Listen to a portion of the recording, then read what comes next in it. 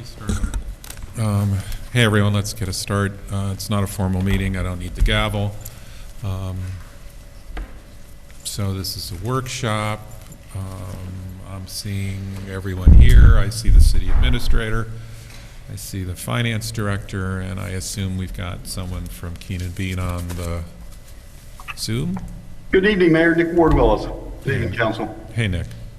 Okay, let's start up. Susan, you're on first. Something on the proposed budget. Susan and Chris, I guess.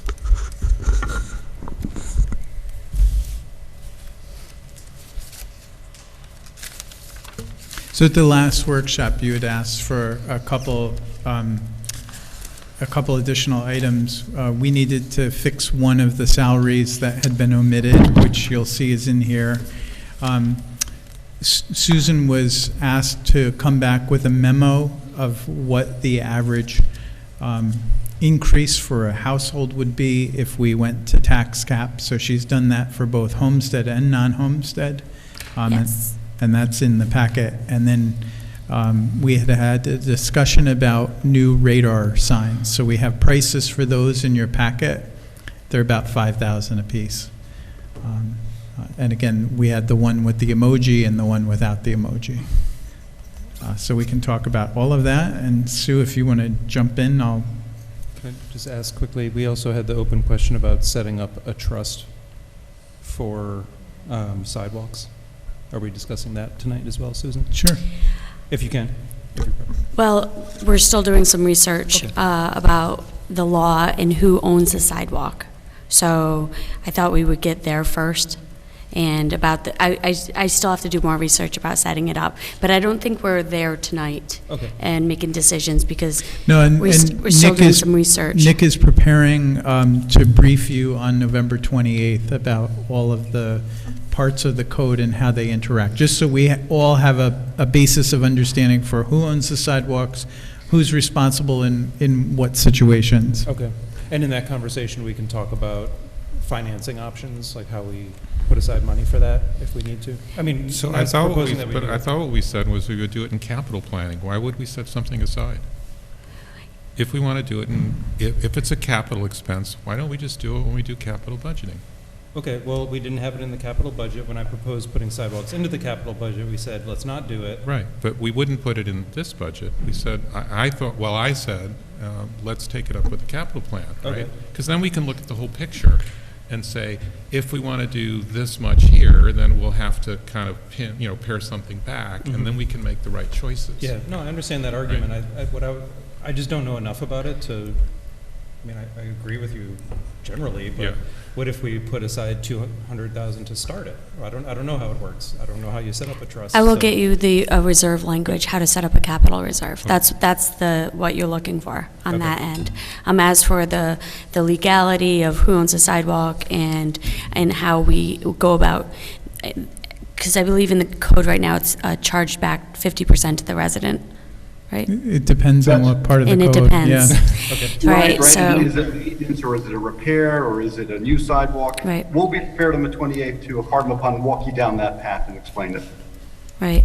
So, and the reason why it would be more appropriate in the capital plan is that there's a longer period of life to a sidewalk than 1 year, like in the operating fund or budget. All right, thanks. But as I said, that's why I thought we should take it up then.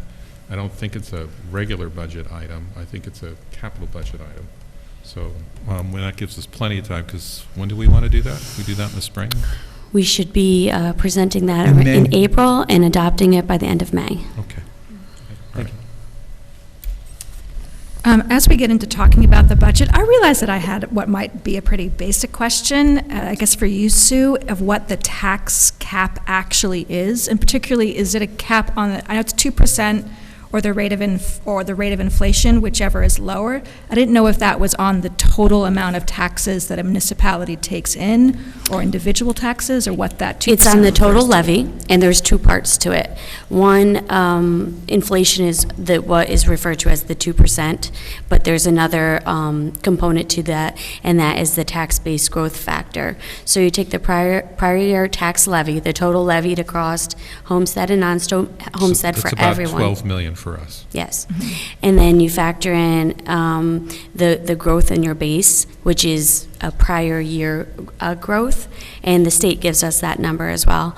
And then it's multiplied again by the inflation factor, so which can't exceed 2%. There's no other components in there except for pilots. There's a calculation in there where you are subtracting and adding in pilots from the current year and the prior year. And that's the only factors of the tax cap. I believe I put the calculation in your packet.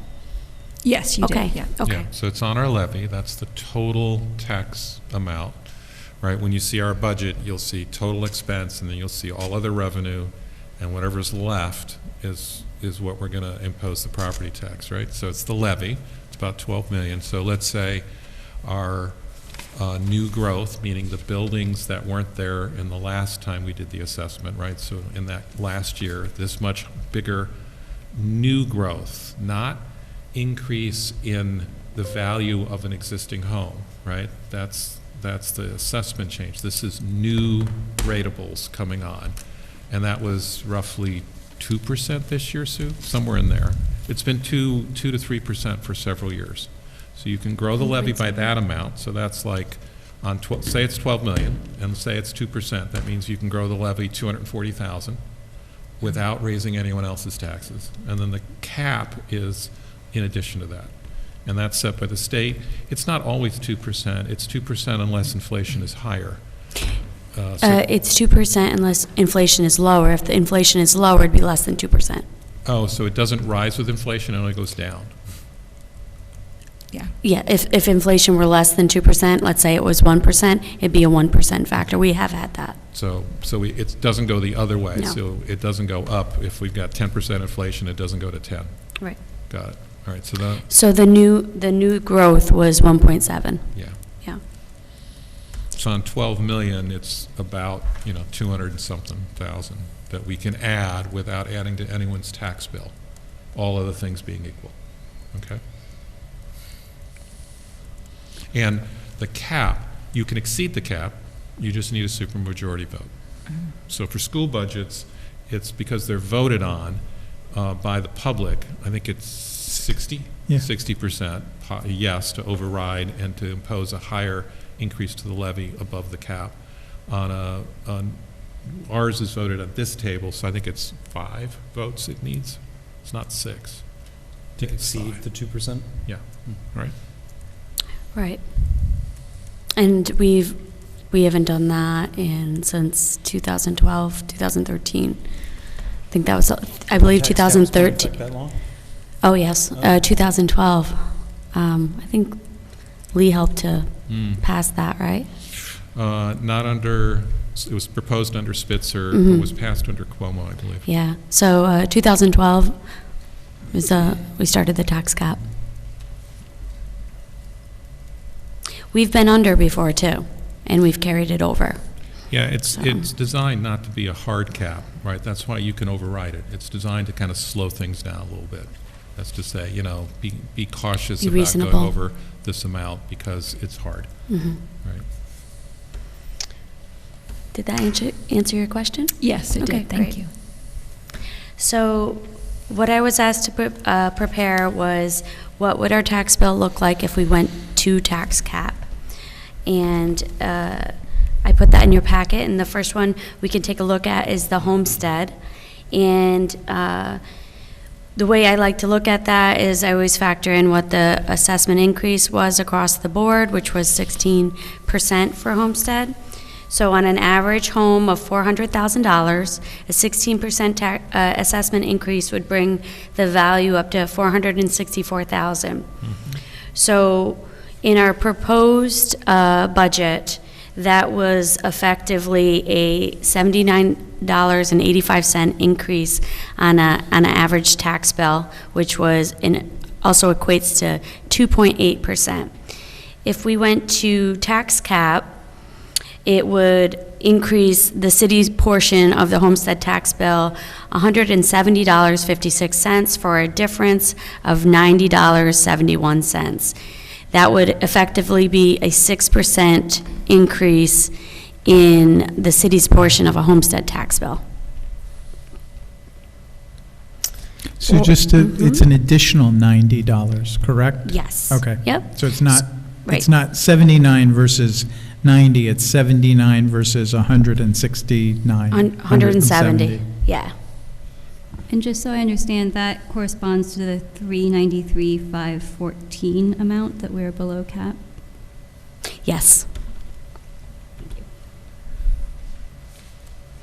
For the non-homestead, there was no across-the-board increase because non-homesteads are valued differently. We were proposing a 9.9% tax decrease on the non-homestead, and for an average value of, an assessed value of $500,000, we were proposing a decrease of $586.65 for the city portion of the non-homestead bill. If we went to tax cap, it would be a 7% decrease, which equates to a $418.62 decrease in that tax bill. That net difference is $168. So if we went to tax cap for the non-homestead, their bill would be reduced less by $168. The non-homestead is being reduced this year because of the base proportions? Yes, the allocation this year. They're getting good Yeah. at this. Yeah, no, Yeah, it's fun. Takes 3 years. Yeah, I know. It takes 20 years, don't worry. I hope this isn't a too complicated question, but I was curious why the assessed value didn't have a comparison from 2022 to 2023. You said they're assessed, non-homestead are assessed differently. They're based, Lee could probably answer this question a little bit better than me, but assessed value is based on the income of the property, the potential income of the property, not the sale value. Is that correct? Correct. Okay. And so like the homestead went up on average 16%. So you can say this was last year plus 16%. With this, it really depended on the particular property, what their Right. assessment ended up at. The homestead is based on the market. So if you're in your neighborhood, if everyone, you're valued at 300,000 and everyone is buying around you at 500,000 and you have the same type of home, your assessed value would go up because of the neighborhood prices, the comparables. Yeah, I assume that our assessments on the non-homestead side went up, but as you say, it wouldn't be consistent. It's not consistent across the board. It's on a case-by-case basis. Yeah. Right. And I assume it's a combination of the profitability of the business and the property value itself? Or is Yes, it- I'm not, No, No? no, it's basically Just either income. rent or imputed rent. okay. So when when the ownership changes, they come into our assessor and they bring in their income statements and their anticipated revenues for whatever type of business it is. I'm unsure of how she does her calculations, though. Yeah, I'm not for the purposes, I don't think this is the focus of this conversation, but I would be curious what the assessed value overall for non-homesteads, how that has changed from 2022 to 2023. I can tell you that. Yeah, we have that. Sure. Great. I have So it. overall, or just the new growth? Let's do both. Okay. Overall, for the non-homestead, from the 2022 budgets to the 2023 budget, the assessed value overall went up 20 million, almost 21 million. which is 6.54%, Sorry, 21 million, 21 million. 6.45%. Yes, that's on the bottom of page 1 of the budget as well, just so you know. I have the percentage there and a dollar change.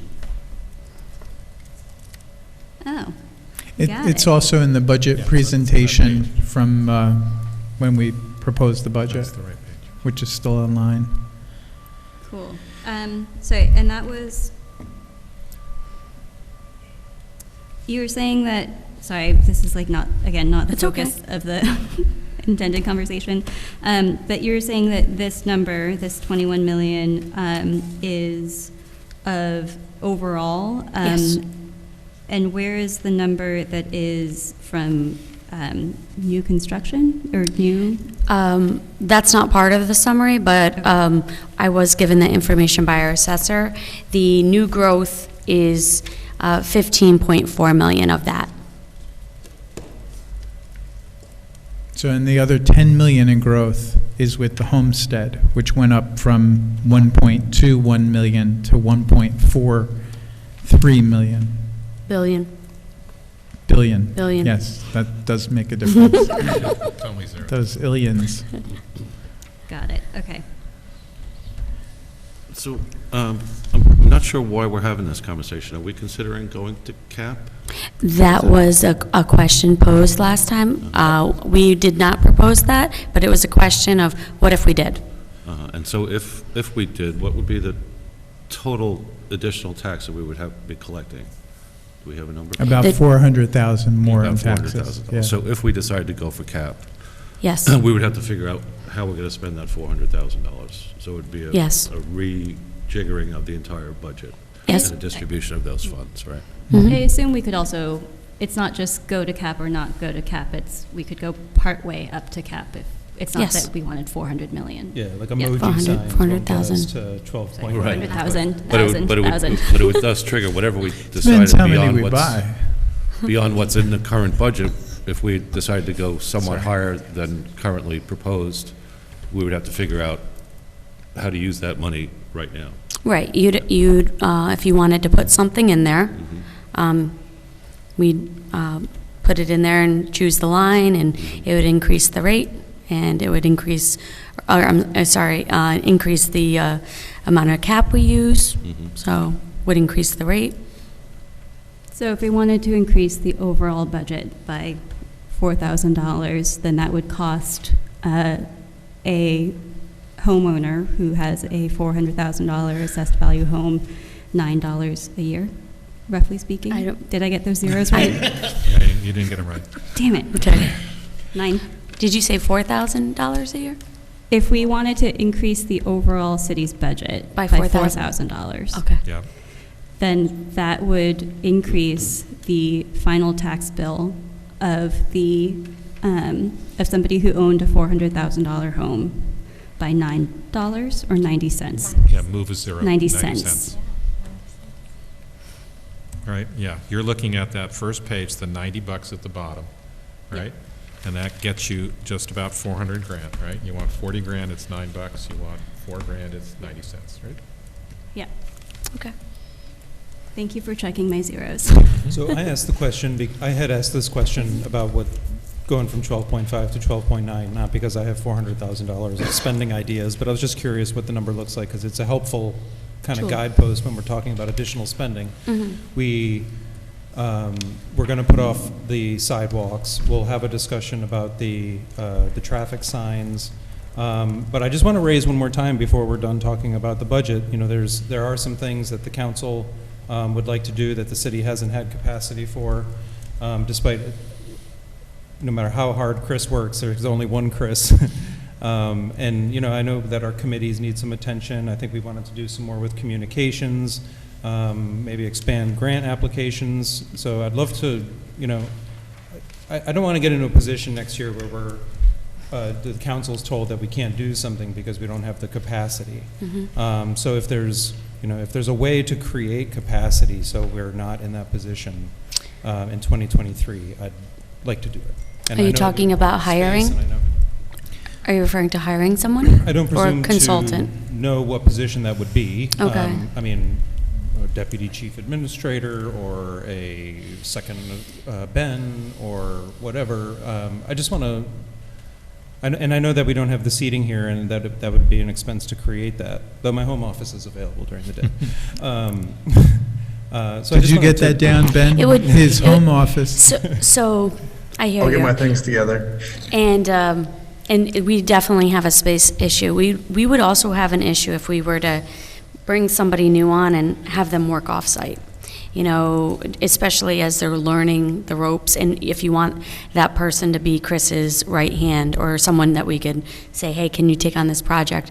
It would be very difficult to have that person off-site, in my opinion. Mm-hmm.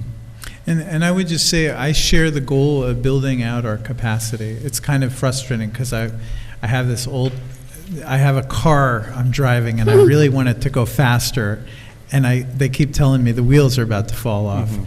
Right. So eventually, I think we'll get there. We're trying to build capacity kind of department by department. So if you see like what we've done the last 2 years, we're doing incremental hiring to take pressure that's coming to the administration off the administration and put it back in the department. Mm-hmm. Right. You know, for instance, like we have,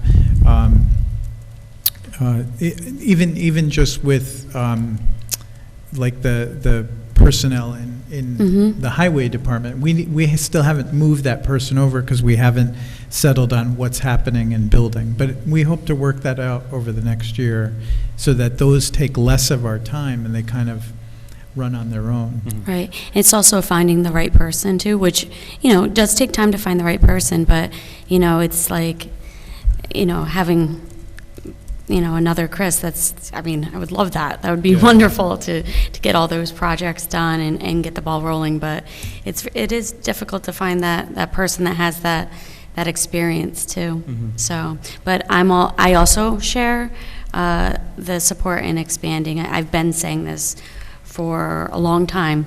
You know, I can only do so much, so. You know, the reason that they put the tax cap together was the way that, you know, our budget works, and that one page kind of shows it. You decide what your total expense is, you estimate what you think your other revenues are, and whatever's left over is what you do with the tax.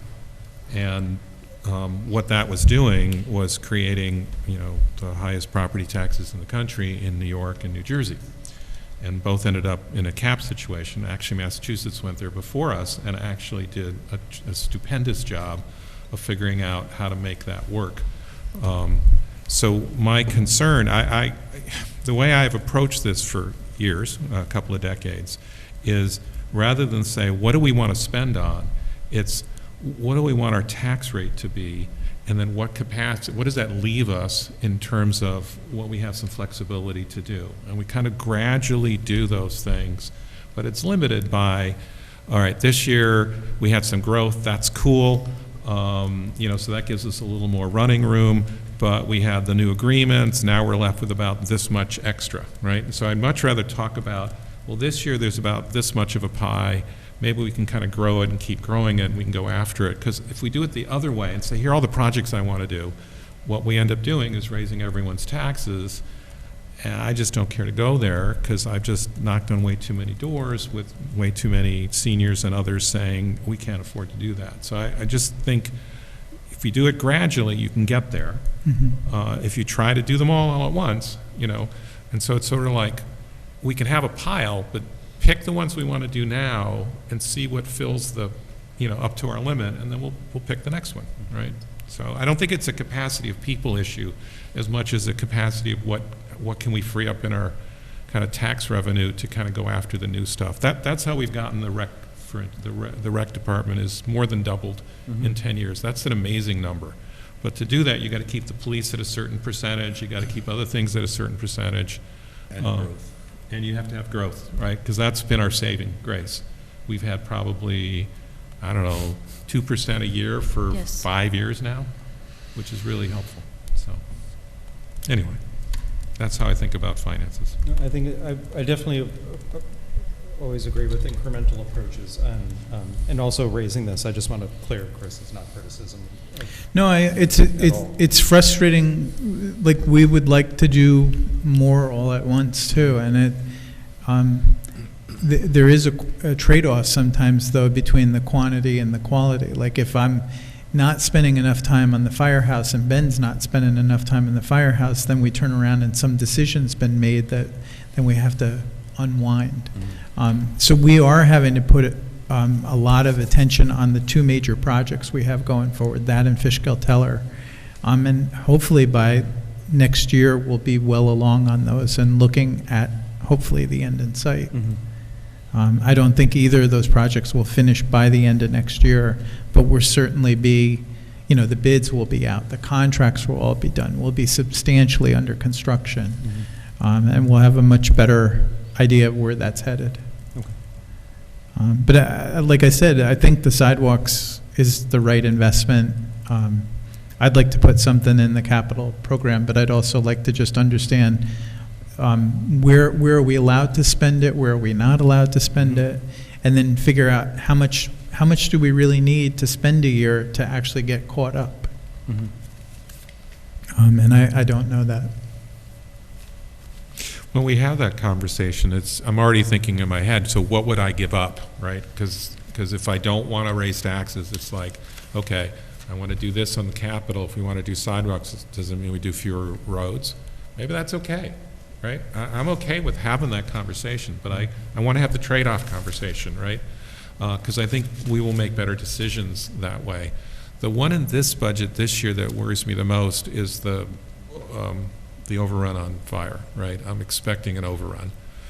We don't know what it's going to be, but I'm expecting one. Because, I mean, we're doing this bid. We already have the asbestos abatement out to bid as of last Wednesday. We know that there are supply chain issues, there are timing issues. Everything seems to be going up. So the numbers that we put before you a year ago, 6 months ago, we're not going to know how valid they are until we go out to bid and actually see where the market is on this Right. stuff. And we're all a little concerned about where that project goes. This is not the best time to be bidding. No. I wish we had done this 4 years or 5 years ago. And timing-wise, we will have more information on the costs when we go to present the next capital plan. We can put another piece for the firehouse in there, too. Yeah. So whether we issue a debt for it or we fund Right. it with fund balance, we can do that at that time as well. Right, but it's a capital item, right? Well, firehouse, absolutely. And we'll Yes. know better, probably around that time, what we're looking at. Yeah, you'll have bids in by February, Right. March at the latest. So as we're preparing that, we'll fully know what the build out of that cost. And we should have bids back on Fishkill-Teller. That's not as relevant because it's mostly reimbursed. Yeah, There's a max reimbursement on that, though, Chris? Will it change depending on what the bids come in? Yes. Okay. So that is the one caveat. So if it's $20 million, we only get reimbursed up to the authorized 9.x million. Unless you talk them into something else. We're going to do a lot of value engineering if that happens. Do we have on the calendar for our project manager to come and check in with us again around that time, or is that information gonna come from you? Can't remember what we decided. The construction manager is working already with us, doing biweekly meetings, running estimates. We're doing a walkthrough of the facility tomorrow for potential bidders. They'll be there. I'm not clear when they would come back. Probably we could do that in January if we update.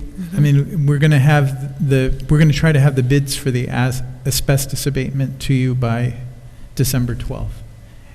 For adoption on the 19th, so that can begin in January. There's still some things in play, like we just found out we can do the ground source heat pumps. We had to confirm that, so we are going to do a geothermal system under the parking lot.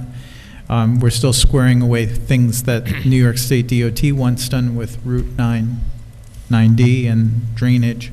That affects cost. So there's a couple things still in play.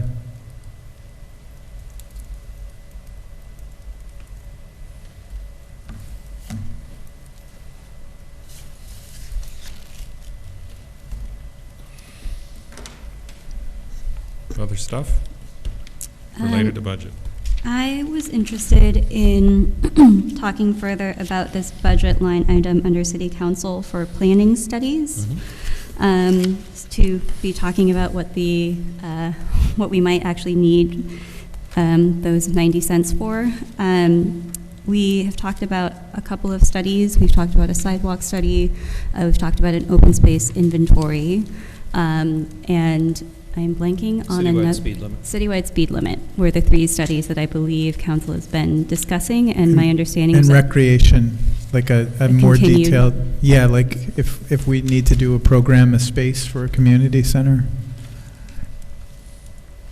so that is several studies to try and accomplish for $50,000.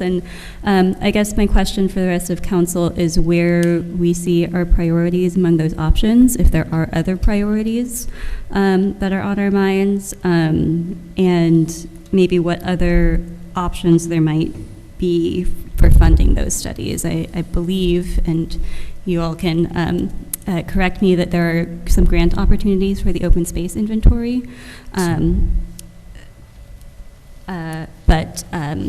Maybe there are grant opportunities for some of these other studies, but those are my two questions for the rest of council.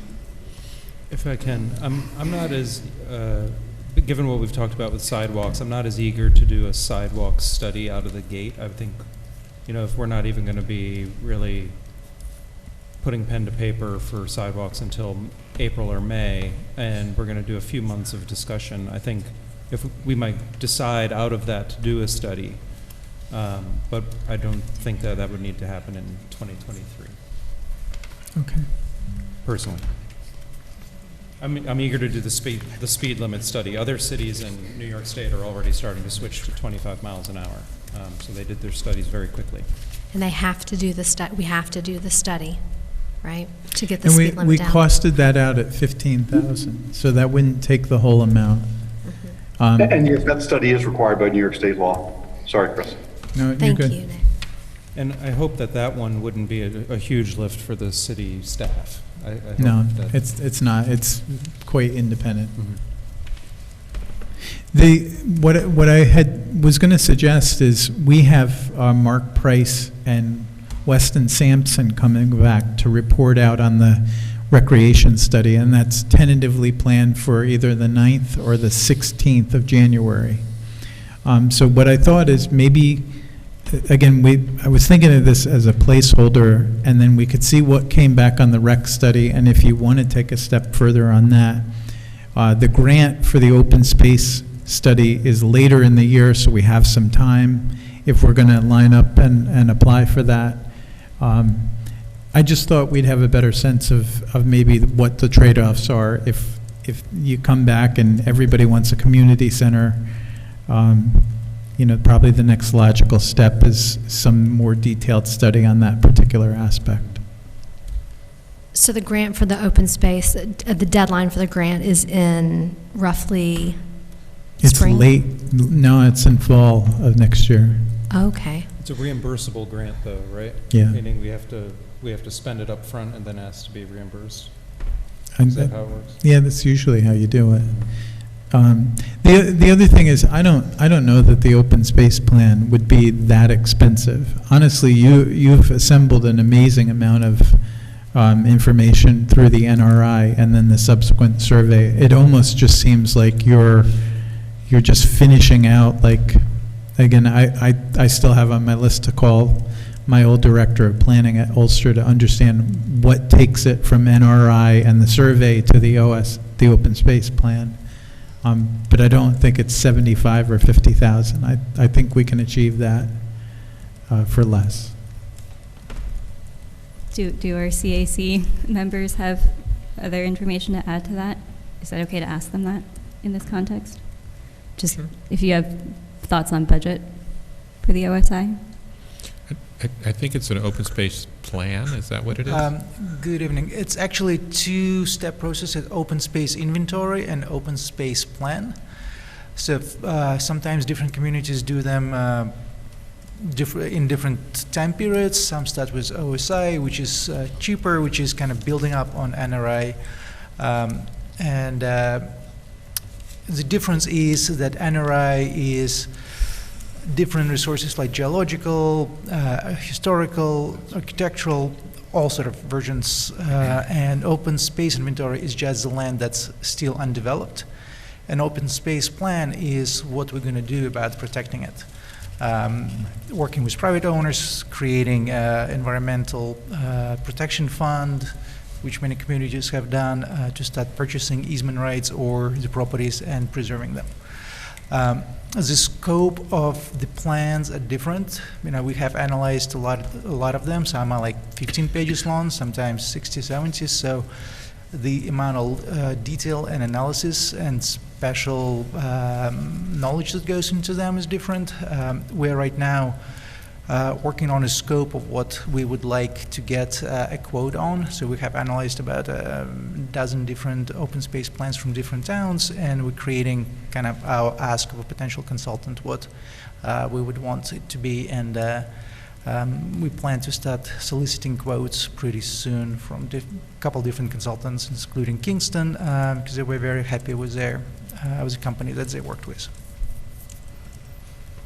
Thank you.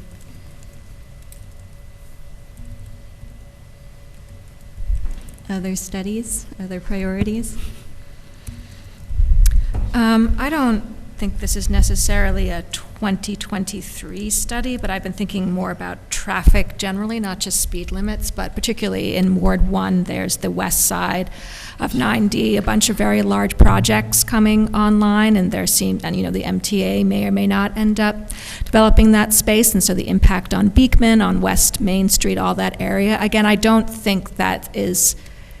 I appreciate that sometimes we're asking developers to foot some of that and that it's not going to come online, so I don't have enough knowledge to know what is needed, but it's something I think that is worth naming now, because I could see that having impacts. And even when I was looking at the emoji signs thing, and I was like, oh, those work, great, and I was like, but for what purpose? Like, I would love to hear, I don't know if it's Lieutenant Walden or someone else in the police department weighing in on our overall traffic needs, and what the purpose of those signs would be, how we'd want to use them. And so we might be at a point, maybe the end of 2023, maybe not till 2024, to really assess that as well, which I could see that being a separate kind of one-off item to figure out what we want going forward. The 25-mile-an-hour speed limit might be separate than that. It might be we want to wait to do the study, in fact, after we decide if we want to implement that, because that to me has separate considerations like pure pedestrian safety that I might be able to consider. So for this year, I kind of like the idea of a sidewalk assessment, but I'm also not like, no, I have a vision that needs to be. It's more something that I feel comes up a lot. And I know, I've heard that maybe John Clark has done stuff in the past that he could dig up. So maybe there's a way to do some stuff that's not several $1,000s, but also it's not something that I have a strong vision for it having to be done next year, given all the other stuff that we're doing. Yeah, I can add a little bit on the traffic. So on 9D, the state made a change, supposedly, on the timing of the lights, and supposedly the lights run longer in the evening with the evening train commuters coming out. I don't know whether it's had an impact on the lines. Oh, yeah. Because I don't see it. If Yeah. you think you're a commuter, you would know this one, Yes. right? Yeah. It's been a lot better since they opened the other lane on the bridge. Yes. Yeah, well, but is it the lane, or is the timing of the lights improving the it's both. situation? Yeah, because they claim that it's... It seems supposed like to- you have longer to get through than you did. Yeah, so, because that's the main traffic issue over there.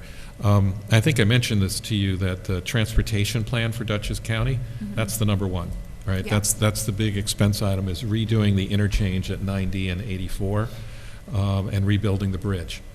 And, it takes 10 years. But I think Yeah. that It's would be not the... fast. $100 million. Yeah, I think that would be the biggest impact on our traffic pattern, because, Main Street's full, that's a different issue, that, nothing's going to change that. But I think on this side of town, it's all about the evening commuters, right? And there is some planning going on, like Metro North is doing a last mile study of Beacon. I just never had occasion to tell you about this, but they had reached out to Poughkeepsie, had signed them up to do this free study that they're doing at I don't know, say 12 locations at train stations along their 3 systems. And they invited Poughkeepsie to do it, and we said, yeah, we'll defer to Poughkeepsie, they can take it. And Poughkeepsie ended up not participating, so they called me a few weeks ago and said, is Beacon still interested? And I said, sure. So they're doing a last mile study of how people can walk from the train station, and I asked them to look at all of the impediments and the potentials for improvement all the way to the end of Main Street, to the east end of Main Street. Just walk, Yeah, not bike? just, you had to either focus on walk or bike, and I did walk because I see the impediments. I mean, like, we have parking right in the middle of a crosswalk coming out of the train station. I've had our guys move hydrants out of the middle of the sidewalk.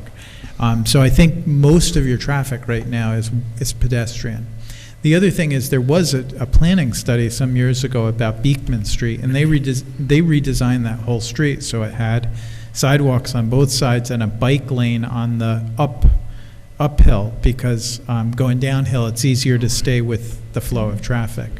So kind of, I thought at some point I'd like to dust that off when we're done with our other DOT projects and see if they could queue up TIP funding for that. Great.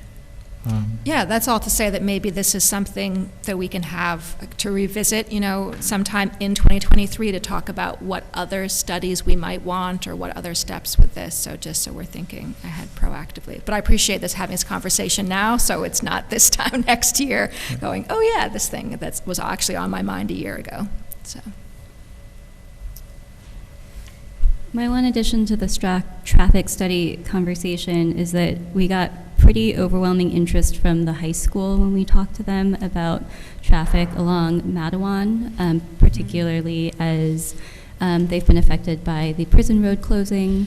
And Chris, I don't know how you're thinking about potentially moving forward with that. It would cost more than the $10,000 that's in the participatory budgeting pot, is my understanding. But want to flag that may be an upcoming priority for me, depending how those conversations pan out. Can you say a little more, Paloma, about what it was that they would spend money on, what it was that the students were interested in? A traffic study of that stretch of road, that there are particular anecdotal concerns that 15 miles an hour is too slow for certain times of day, that the road is too narrow and there's no sidewalk for students who are walking, and that the number of stop signs is prohibited for traffic flow, and that because the prison road is closed, there's no traffic that can come that direction from Fishkill. So even though the school buses are allowed to use that road and use that access to I always call it either 52 or Fishkill, and I'm never right about which point in the road it's which, but you know which road I'm talking about. That everybody has to go along 52 and up Wilkes, which is also part of why there's been so much speeding on Wilkes, is because students are running late for class, and that's the only way for them to get to school. And then that creates a bottleneck coming up Wilkes and along Matawan. And they also want more parking spaces, that's not something we have control over.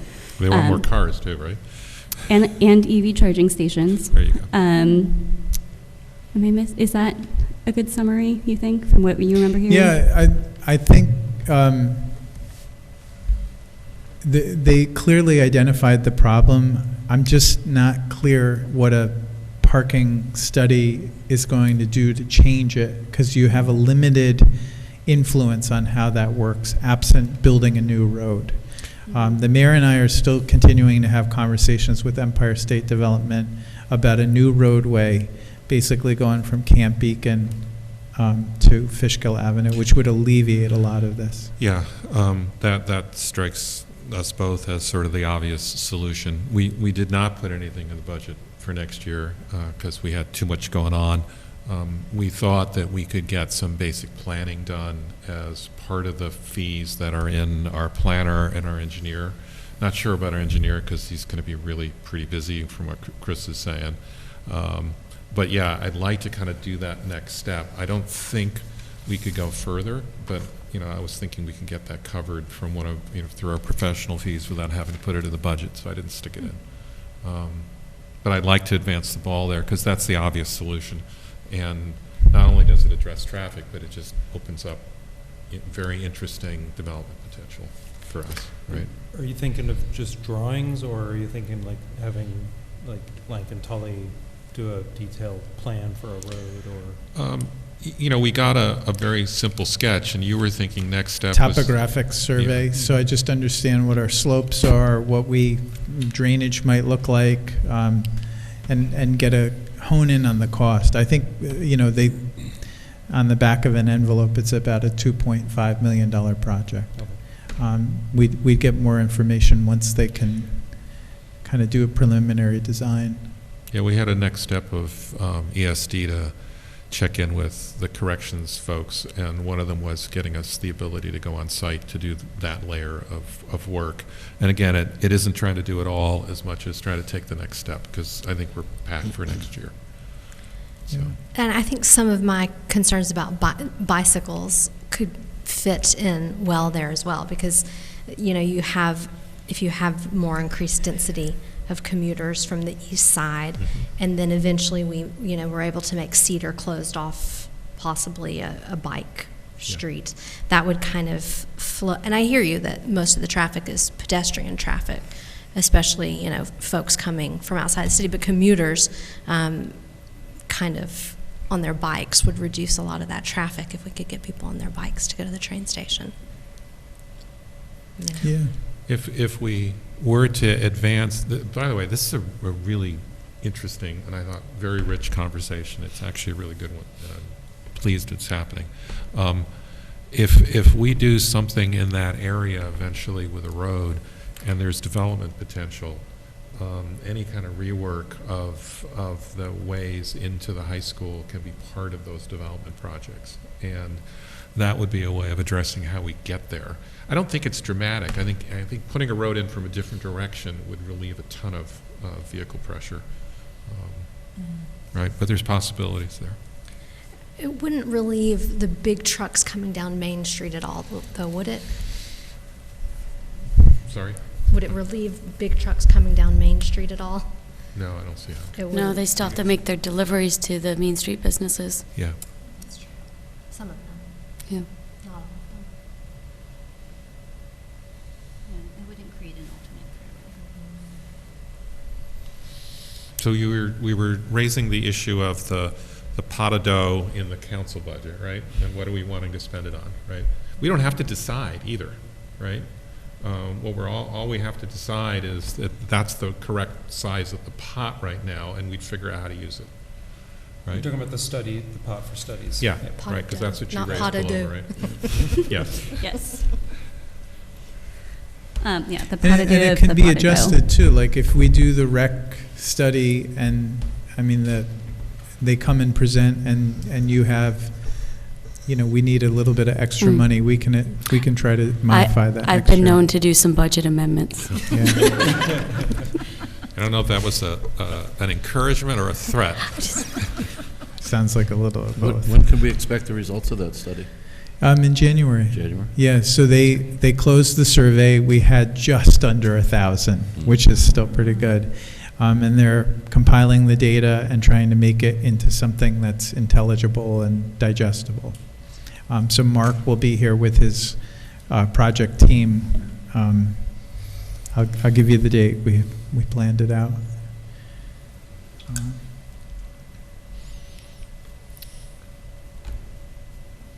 Are we feeling okay about the amount of our pot of dough? You like the term of art, right? The pot of dough. It's 50? Yeah. It's 50? 15 for speed limit, 35 for Something else. Yeah, potentially OSI. So I think we had this lined up for the workshop on the 9th of January for them to present. Okay. I feel okay about the amount for studies, if you guys do.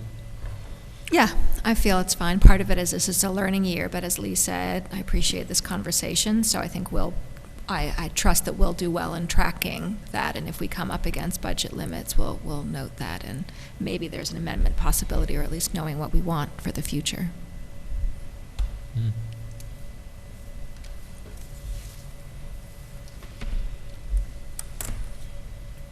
Other stuff on budget? I think Chris suggested that we're ordering $400,000 of the emoji speed limits. I really like them, Lee. You gotta let me have them. One on every corner. One on every corner. Think about. Bad. Don't propose it. Someone might actually Or take it dummy seriously. lights at every intersection, I'm The- thinking. The estimate was for one, right? Yeah, the estimate's for one. My suggestion is we buy two. We buy one emoji, one regular, and see how they go, because these are a little different models than we've used in the past. They actually are installed on signs and telephone poles, and they have a little solar recharger on them, so we don't have to keep dragging them back and charging them. So I think we have the money in contingency. We were planning on doing it in 2022, So rather it's- than amend so this budget. You don't have to put it in the budget for now. Why don't we, the two are $10,000, and I think we can cover that. And we'll try one of each and just see. I'd like to test stuff before I go all in. Yeah. Well, if we do decide, if we get these and we decide they like them, or one works well and better than the other, and we decide we want to invest more in them, would we look into grant opportunities to funding further around the city? Yeah, you could. I mean, the other thing is, I don't know how many of these we actually have the staff to run around and put up. Yeah. So I think what we're seeing is that they would be moved periodically. You put them in some. I've seen that in a lot of the different studies as well, or Yeah. in trials that people do. They put them in different areas and see how Yeah. they work and how they impact. we may have resurrected the one that died, so I might have three then to move around. I can't imagine us needing, I'm sorry, go ahead. Sorry, no, the one with the emoji, does it have the emoji and the actual speed that somebody's going on it? It's Okay. programmable, so you control it. The other isn't quite so programmable. Gotcha. I can't And- imagine us needing three. I can't even imagine us needing two. Well, the idea of One at them, each entrance to the city would be ideal. That's permanent, right, as opposed to moving them around? I think we move them around every few months, and we're moving traffic enforcement around. I mean, people have gotten the idea now that Wilk Street is not a speedway. In fact, we've pushed so hard that we've had complaints that we're over-enforcing traffic. Main Street, I think we need to reinforce that you can't do a three-point turn in the middle of a Saturday afternoon. I've heard a lot of people complain about that. Yeah, that, But is it illegal? you know, I don't think it is. Nick, can we look into that? We should also have a parallel parking class. For visitors? Mandatory. residents. Yeah. Nick, Alcohol. could you look into whether three-point or U-turns or three-point turns are allowed on Main Street? I will do so, yes. Okay. And we would have to put up more signage on it. Our signage is really out of date on Main Street. That's a really good problem to have for our Main Street. It's pretty amazing. It's an amazingly good problem. That is actually the one traffic thing I've noticed on 9D. You said the change in the lights. They're so pro-Beekman that actually the traffic coming from the bridge towards Beacon is what gets backed Backed up up. on Yeah. the weekends or Friday nights, so. Yeah, I've noticed that too. One more budget thing in the city council section. I know that in 2022, we had $10,000 for participatory budgeting, and I would advocate to keep that amount as opposed to going back to $5,000. It's a project, obviously, that I'm very dedicated to, and I intend to see through for next year as well. Similar to what you did this year? Is that what the plan? Yeah, that's what I'm planning to repropose to council in January. Okay.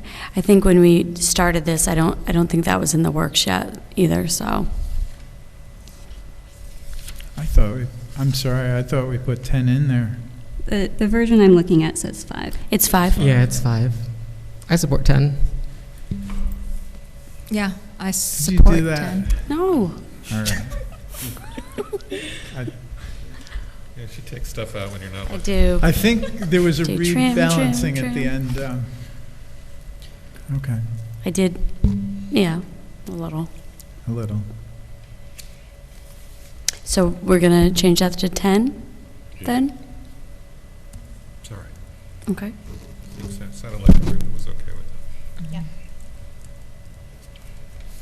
Yeah, and I think there's a more compelling case because we've actually started to figure out how to program this with the participation in government classes over at the high school, which is really cool.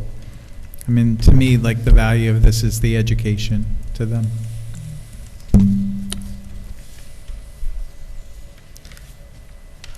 All right, I do have one more budget thing, and I mentioned this last week at the city council meeting in my comments, but I don't really support the $4,000 moved in, put aside for the youth program in the budget for the police. I think that if we're going to invest another a line item for police, it should be based in prevention and care, and I think there are other things that we could necessarily put this money towards, but I don't see that being a priority for us this year, and I don't really support us spending that money on that right now at this time.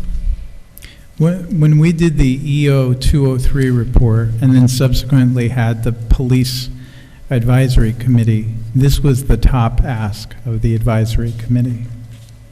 They wanted to codify this program and fund it because it's been mostly some really dedicated volunteers paying for it and doing it, and it's been valuable. We've hired 3 people that have gone through the youth academy. We have a dispatcher and 2 police officers we hired. So for the little bit of money, if you look at what other towns do, like Fishkill has a much more robust program that they do. We're kind of way behind that, and I would just say that this has provided really good value to us. People raise that we don't have other programs in other departments, but we actually do. One of our challenges in hiring is nobody's training a lot of the jobs that we do. So like, if you look at highway, we have summer internships where people work for us, and then we end up hiring them as MEOs. For the fire department, you do have a fire academy, but you also can volunteer as a firefighter and get your EMT certificate for free. And that's a good entree into that job. For the water department, we have a summer internship. So in recreation, we have the Green Team has kind of become our next pipeline for future hires.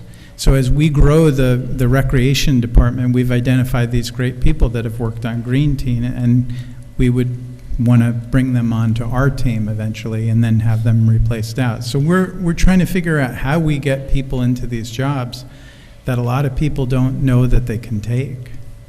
And again, I would stress that a police job is a good middle-class job, and for people of low and moderate income, a lot of them might not think to do this, absent some kind of program that says, hey, we invite you. You might not have ever thought about that, but we'd invite you to serve your community in that way. So again, I don't think it's mutually exclusive with anything else we're doing. Can I make another suggestion on this? Because I've been thinking about this a lot.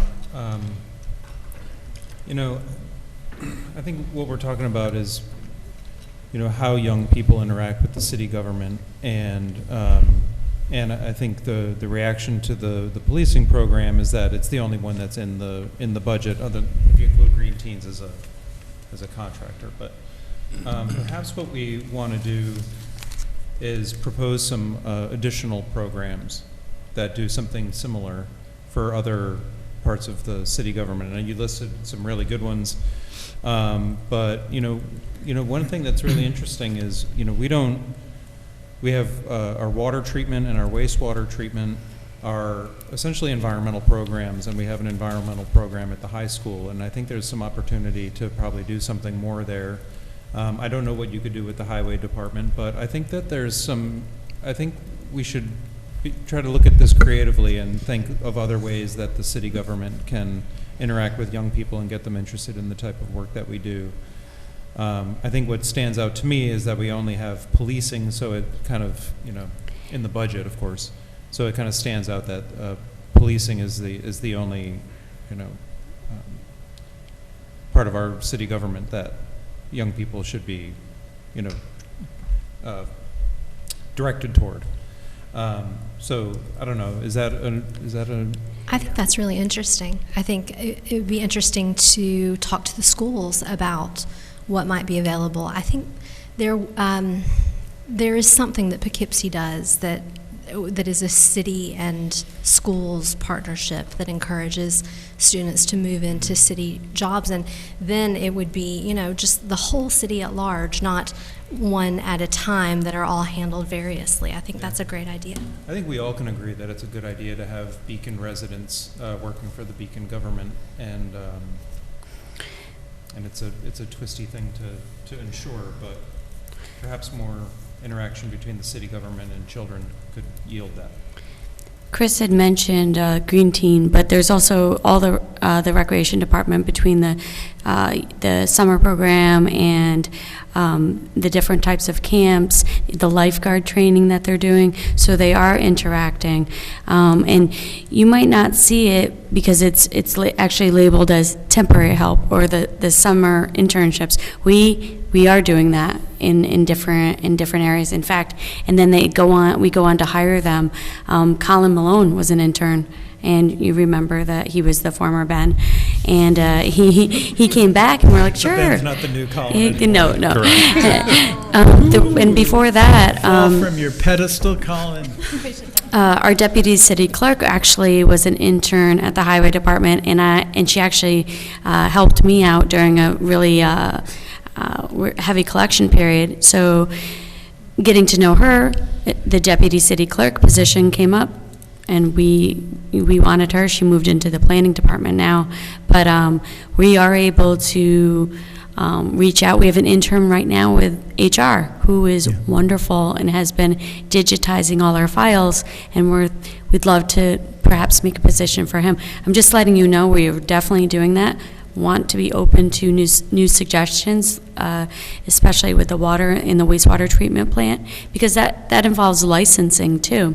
You know, understanding what a career path in this could be. So, and some of those positions, it's very difficult to fill some of those positions, getting those appropriate licensing.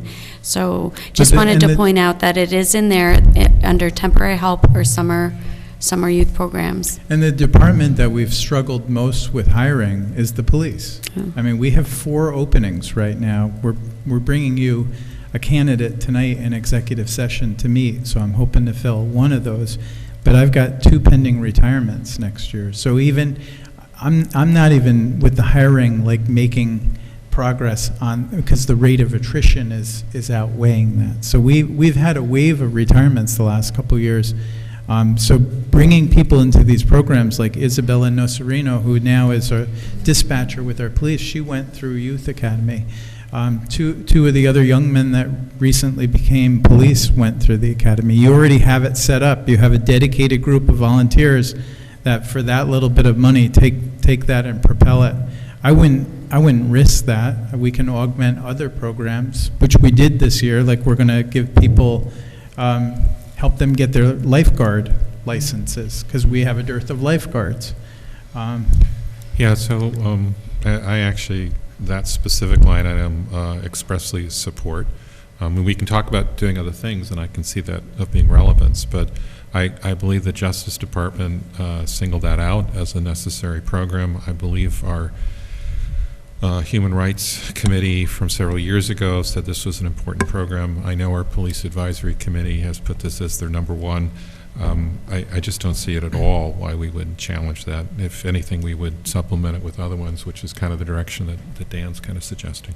And even your participatory budgeting is kind of morphing into let's attract kids into public service. Yeah. Like when Paloma and I went through the 6 classes that we did in that day, you know, I don't know how much of that they're going to remember, but they will remember somebody from the city went there, and then we had all these things that we did that they didn't know about, and that might be a job potential. And we mentioned the job potential. Including the council job potential. You can run if you're 18 or older. Yeah. We challenged them. We were like, you can't let Justice be the youngest person on council. We need 18 or 19 here. Be careful. I get to say that. I was the youngest until somebody beat me. I know. So, you know, even though it's a little amorphous of an idea, should we put aside money for environmental science and wastewater treatment program, or? I would be supportive of that. I share the concern that we're funding one department over others. I absolutely hear that funding is going towards recreation department and summer hires, that there are internship programs, but it does, and I know that our newly retired chief of fire said that he wouldn't know what to do with funding to expand his youth programs, which I find a little bit of an odd answer, but I believe him. He's exceptional. But I do think that it's important that the city is supporting our different departments equitably, and that I would want to, if we're committed to putting aside money for a program, though, and I hear what people are saying, that this is a valuable program for hiring police officers, ultimately hiring police officers who live in Beacon.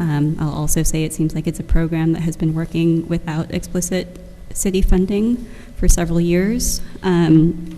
But regardless, if we are putting money into the budget for this, I would like to see equitable funds put into other departments as well.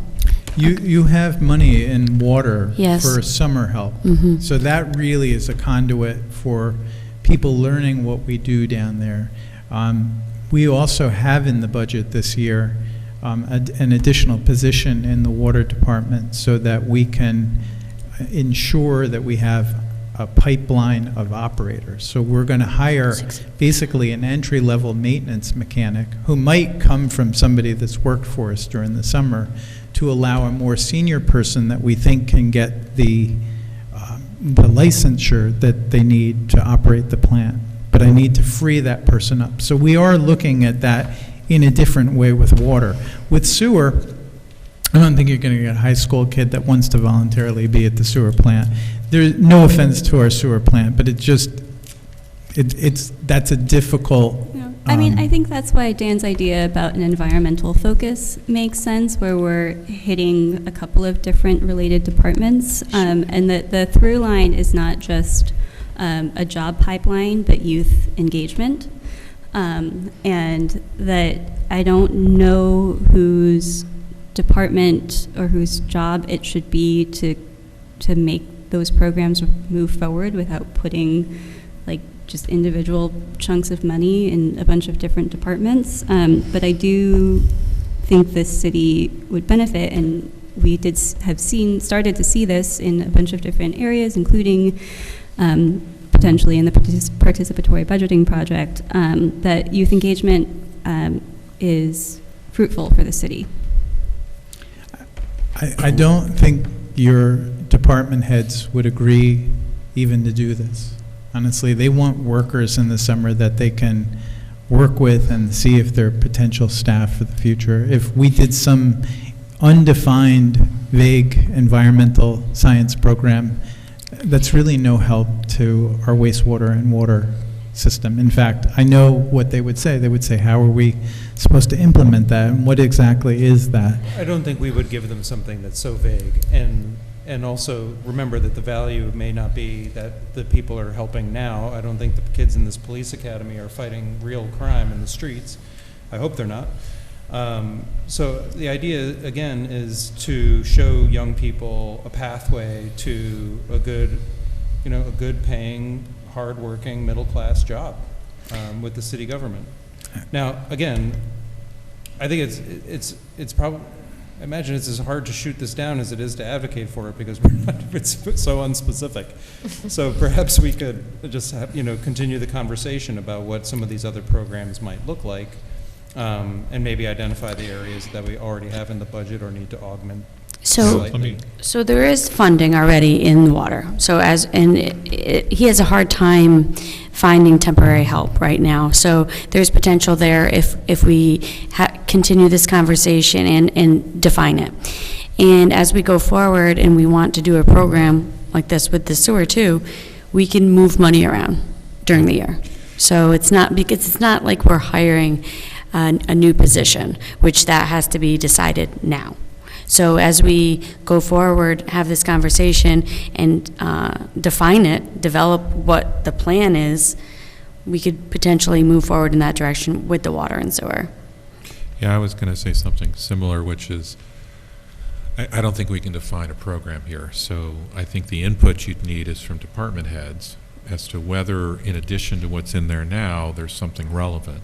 And if someone comes up with something, working with the city administrator, I think you just come back to us. It's not a big amount, right? So I think, that's kind of what you said. It's not a big amount. So if someone comes up with something, because we're not going to be able to define it, it has to be something that fits for a department in addition to what they're doing, right?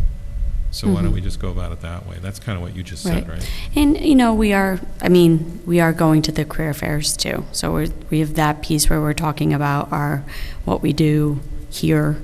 Definitely now with HR, she'll definitely be going.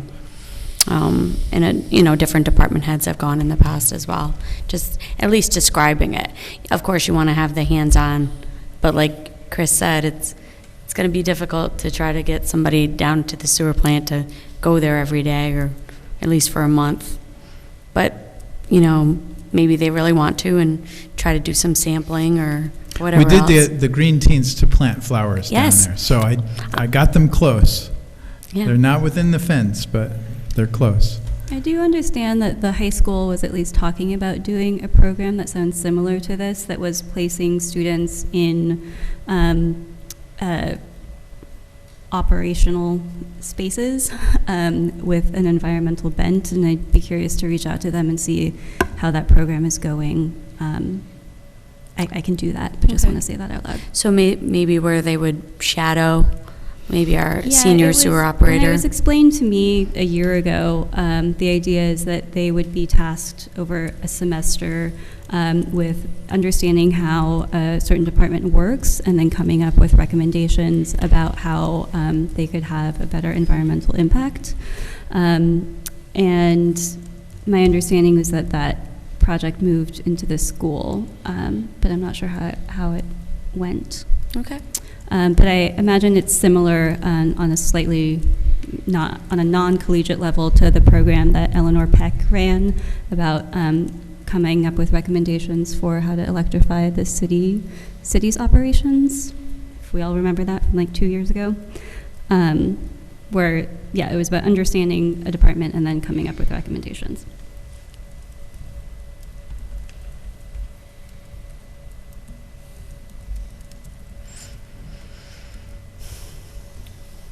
I'd also like to propose that if we have a shortage of lifeguards, that the mayor has to fill all the shifts.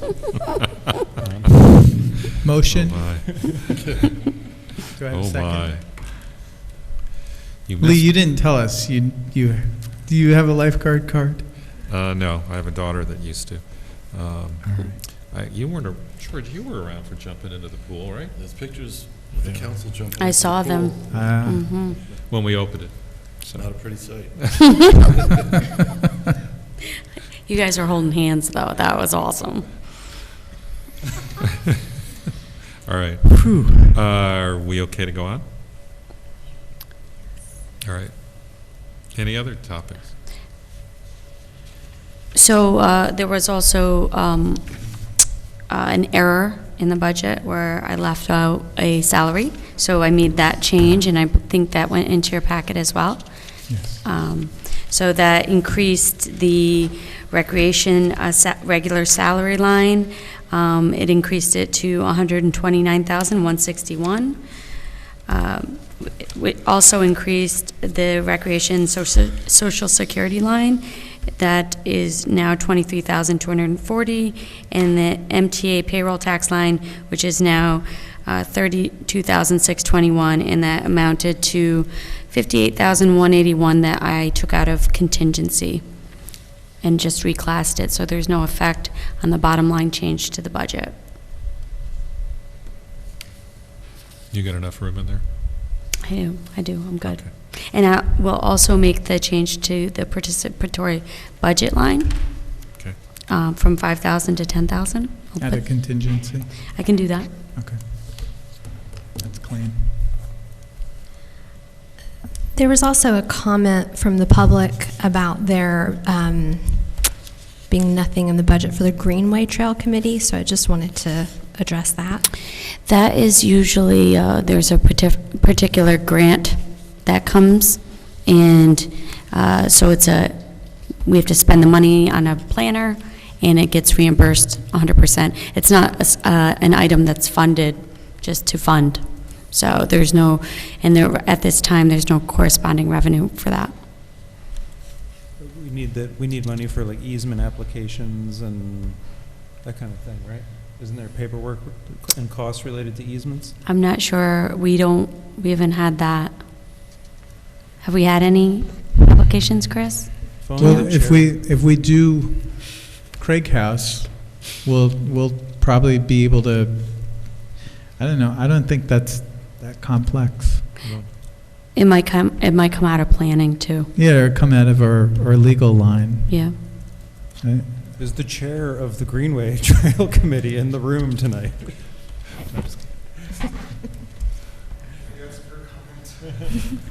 Well, I think it's about budgeting, and I don't think there's anything there that we're worried about, is there? Sounds like I wasn't not. made aware of any expenses that we would have this year.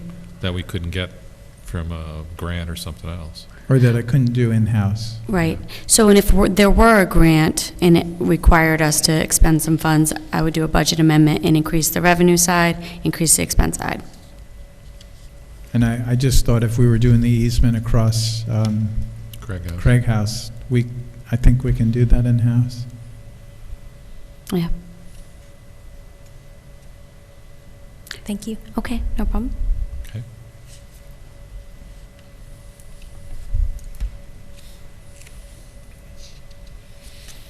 Are we ready to go on? Okay. You got the next one? I think we just covered amendments. You just did that, right? No. That was just the changes to Oh, sorry, the 23. 2023 You gotta budget. do I do 23. have Yep. is that next on the agenda? Yeah. Oh, Yep. Is this And then, Mayor, all if me we tonight? could, I'd like to, if we could move Christine Marino's appointment up to yeah. after this, so Sue can Okay. talk about Christine Yep. briefly. Sure. Let me just pull. Oh, there they are, right. So we have two proposed budget amendments. The first one is for repairs to the 2015 city fire truck. It required some exhaust manifold work. It's And a gasket and in a air gasket. It conditioning. was extraordinary cost, but not extraordinary for the year. So it's just, but it was more than what we anticipated for this. So we'd like to increase the repair of equipment, $15,000, and that would be coming from contingency fund in the general fund. The second budget amendment is for highway overtime. There were some increases due to the additional hours of paving on Main Street and the ADA ramps that we ended up doing in-house. So as you remember, we had Two bids.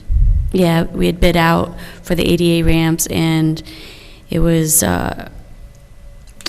It's what was really- it? It was over 85,000. 85,000. So we rejected 2 rounds of bids, and we did it in-house for about 10% of the cost of the bids. 10% of the cost in materials, but then there was a little bit of overtime. overtime for that. But the But bulk of it's that still was a the Main bargain. Street.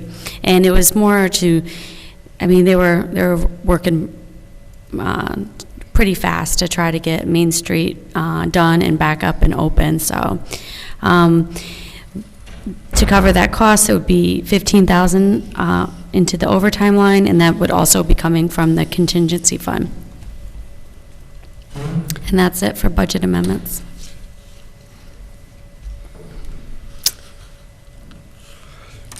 Anything else on that? Nope. You want Okay. to do Christine? Sure. So I have requested a promotion for one of my staff members, Christine Marino. She currently holds the title of account clerk typist, and in the 2022 budget, we had put her in for a promotion. She took the senior account clerk typist test in the beginning of February and got her results this summer, and she passed. She was reachable on the Dutchess County Civil Service list, and personally, Christine has been an invaluable member of my staff. She continuously takes on new tasks assigned to her. She also supervises the upstairs where the front window where most of the residents come in to pay their tax bills and utility bills. So any questions that arise from residents that the clerk at the front window is not able to answer, or even on the phone, she's able to handle that before it gets, otherwise it would go to me. She has been working for the city for over 9 years, almost 10 years at this point, and has really grown and has stepped up to all the tasks that I've asked her to do. So I would respectfully request to promote her to senior account clerk typist. And when you think about employees that you don't see that make things function day to day, Christine is one of them. She's one of our most dependable employees. She's there late at night when the water bills need to get out and something went wrong with the printer. And she's just really good with the public as well. When they have questions, she's got amazing level of patience dealing with them. So Right. I also really support this promotion. Christine functions really as a tax collector as well, so and also does all the utility billing. So as we're upgrading to the new system, she is going to be spearheading that. That's it for me tonight. Thank you. Thank you. Thanks for everything, Susan.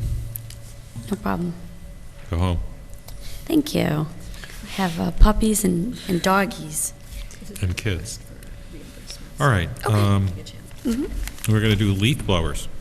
I got Sergey here. Chris, you want to figure out how we're going to do this?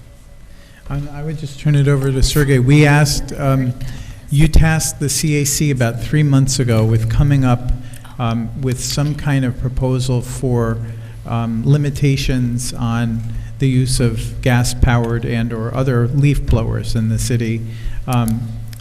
You have a memo in your packet, and the CAC obviously did a lot of work on this and came up with a lot of information and some suggestions. So we've asked Sergey to present those this evening and figure out what direction you want to head on this. I also have slightly updated version of that memo because we had to send it to Ben about a week and a half ago. So it's basically the same, little more data and couple interesting stats. So I have, I think, about 5 or 6 of them.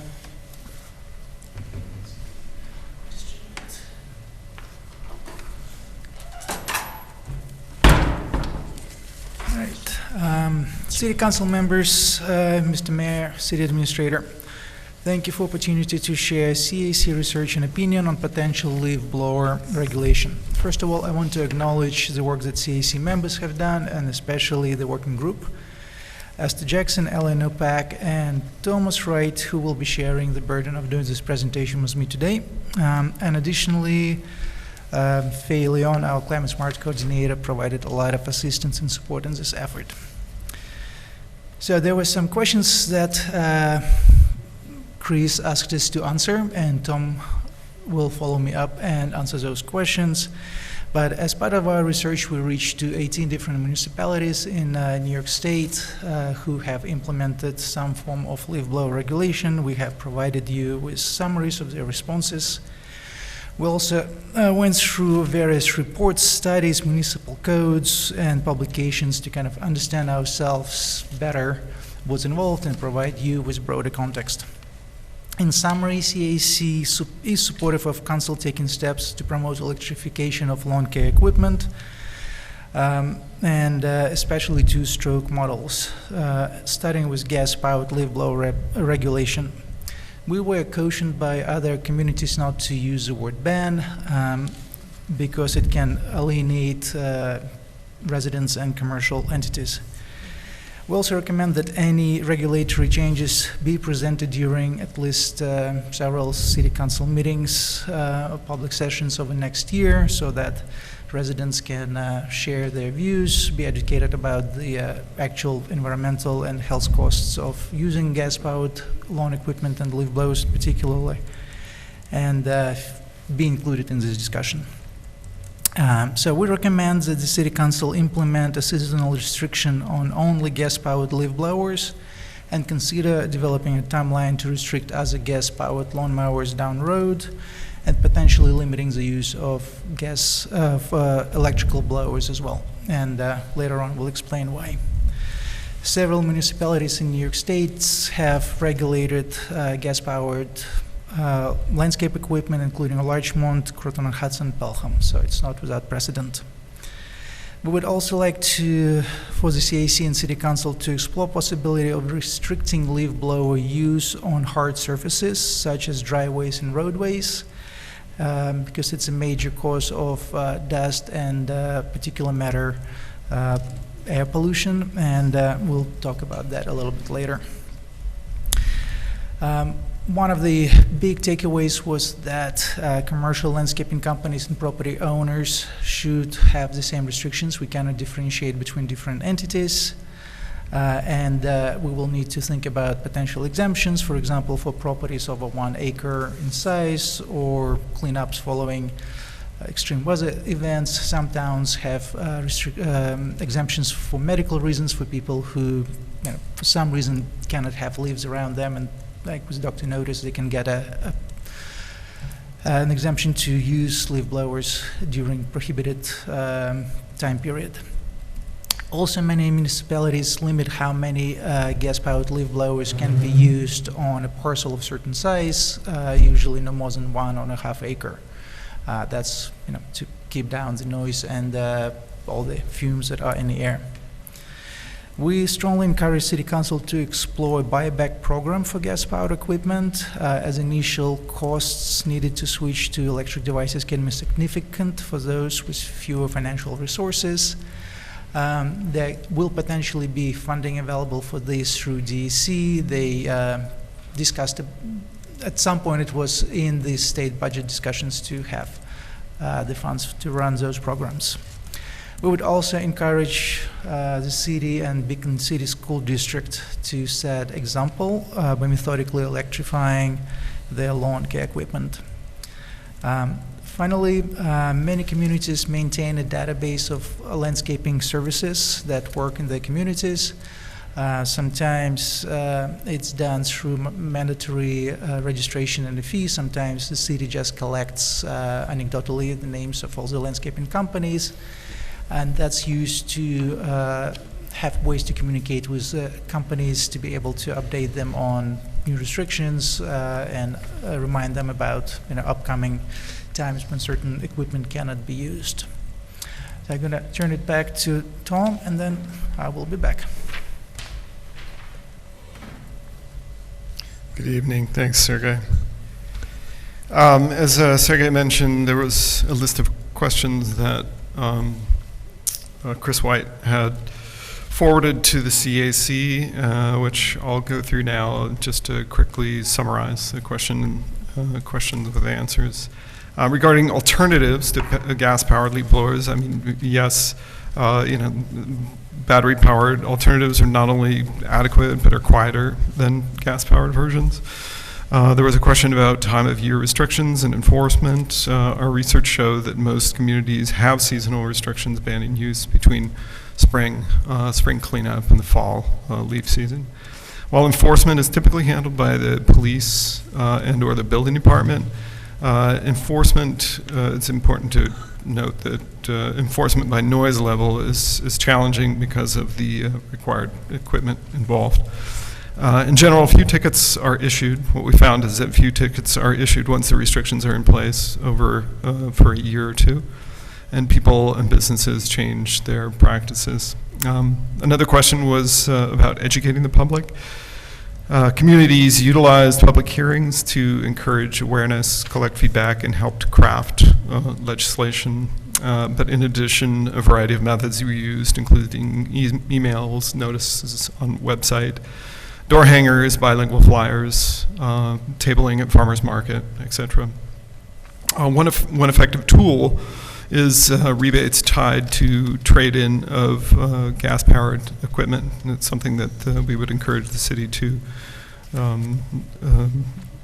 look into. Another is creating a database, as Sergey mentioned, a database of commercial landscaping companies for continued outreach and reminders. This can also be useful as enforcement if inclusion on the list is a precondition to operating in the city.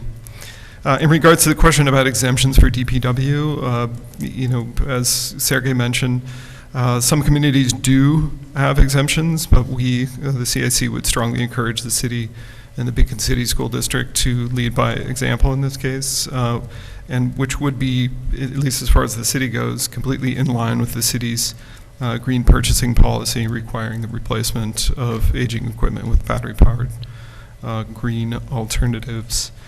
We were asked to advise if a city restriction should include all leaf blowers and not just gas-powered leaf blowers. And we feel that allowing battery-powered blowers will help minimize pushback and potentially lead to broader adoption of battery-powered equipment. While the city wants to restrict equipment based on health and well-being impacts, it needs to allow for a variety of preferences regarding the appearance of lawn and garden around the home. Noise remains an issue with battery-powered blowers, so with education about alternative practices and changing norms, perhaps a total ban could be reviewed by council in 5 to 7 years. There was a question about impacts of restrictions on the community. We mostly heard positive feedback from communities, particularly once the restrictions were in place for a couple of years. We did see that communities closer to Beacon demographically did have increased pushback from landscape companies where owner-operators living in the community,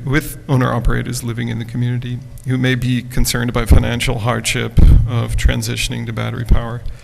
Additional comment here is that costs are decreasing alongside with increase in battery power, market adoption, and charge duration. Finally, related question regarding both potential benefits and detriments of a restriction. The primary benefit is certainly public health relating to reduced pollution and noise. We found that there were not so much detriments as challenges. First, there is the upfront cost of transitioning to new equipment, a solution for which could come in the form of financial incentives and buyback programs. Another challenge is public opinion, particularly among commercial operators. However, we feel that given the growing availability of battery-powered alternatives, this challenge can be overcome with outreach and education and demonstrations by vendors and manufacturers.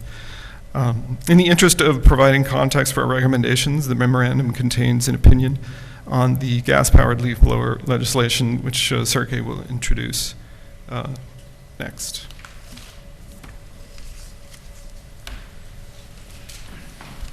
So I'll talk a little bit more broadly about the health impacts of using leaf blowers, because that was kind of like was the driving force behind this whole exercise. And with any new restriction or change that city council would adopt, the goals should be very clear. And like right here, the goal is the health of the operators and the community and people who live around and are subject to noise, dust, and fumes that are produced by by this equipment. In general, CEC feels and EPA agrees with us that gas-powered outdoor equipment is bad for equipment operators, communities, and environment. We advocate for New York State to start to phase out sale of gas-powered equipment and pursue buyback and exchange programs. In our assessment, electric battery-powered leaf blowers should be allowed as they do not pose the same level of health problems. they don't have fumes. However, dust and noise is still a problem, and we recommend to revisit electric leaf blowers in a couple years, because some studies have suggested that with increased power of electric models, they get louder, and some of the very powerful ones are as loud as the gas-powered alternatives. So health and well-being benefits. As I said, restricting this would help to improve the community. And the detrimental health impacts of gas-powered equipment is very well documented. There are links in the report to various studies that we cite. The exhaust is filled with noxious fumes to which operators are directly exposed. Most of the leaf blowers are two-stroke engines that burn much dirtier. About 30% of all the fuel is ejected as little particles, like in immediate proximity of the operator. So it's a very unhealthy way of breathing, and people who do leaf blow for living, they spend hours doing that. One of the first impetus for this was the noise pollution, and according to CDC, gas-powered leaf blowers are a major cause of hearing loss. They state that any noise above 70 decibels is starting to cause hearing damage. At 120 decibels, it causes immediate hearing damage. Fuel-powered leaf blowers of more powerful versions operate at 115. I haven't double-checked this stat, but according to CIA interrogation handbook, maximum exposure for your interrogation victims is 78 decibels. Another major concern is dust. According to University of California School of Engineering study, leaf blowers are a major source of airborne particulate matter, and it is estimated that between 80 and 200,000 extra deaths are recorded each year in the United States due to particulate matter. Obviously not everything from leaf blowers, it's construction sites and everything else, but leaf blowers definitely contribute a lot to that. And according to American Lung Association, those at risk are usually people of color, children, infants, pregnant, and older people. And leaf blower restrictions or regulations are supported by Medical Society of New York, American Cancer Society, the Asthma Coalition, and Breast Cancer Coalition. So there is pretty broad agreement that they should be phased out. As a personal anecdote, last week during repaving of DePusta Avenue, I was driving down the road and witnessed a city employee with a high-powered leaf blower blowing the crushed asphalt dust from the milled portion of the road. Huge plumes of that dust going all over the workers, into the lawns and onto the houses. It was a warm day, people's windows were open. So, unfortunately, this happens quite often, and that's one of the reasons we wanted to look further into restricting the use of leaf blowers on hard surfaces, because that's exceptionally bad.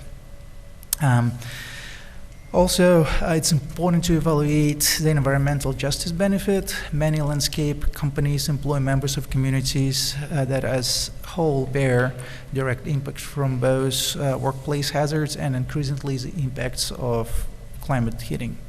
Many municipalities, some municipalities in New York mandate that all landscape operators wear hearing and breathing protections.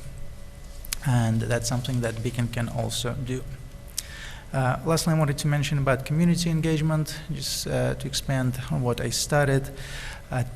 If we do decide to proceed, we should plan a careful community education and engagement phase, to have a timeline for feedback, modifications to any restrictions, and the actual rollout of restrictions phased out and timed so people don't feel it abruptly coming onto them. During this engagement campaign, we should emphasize the health benefits to the community and to the operators and try to overcome potential political stigma that's associated sometimes with attempts to electrify the equipment. Thank you. And lastly, Tom will give slightly wider, wider background of what to do with gas-powered equipment in general.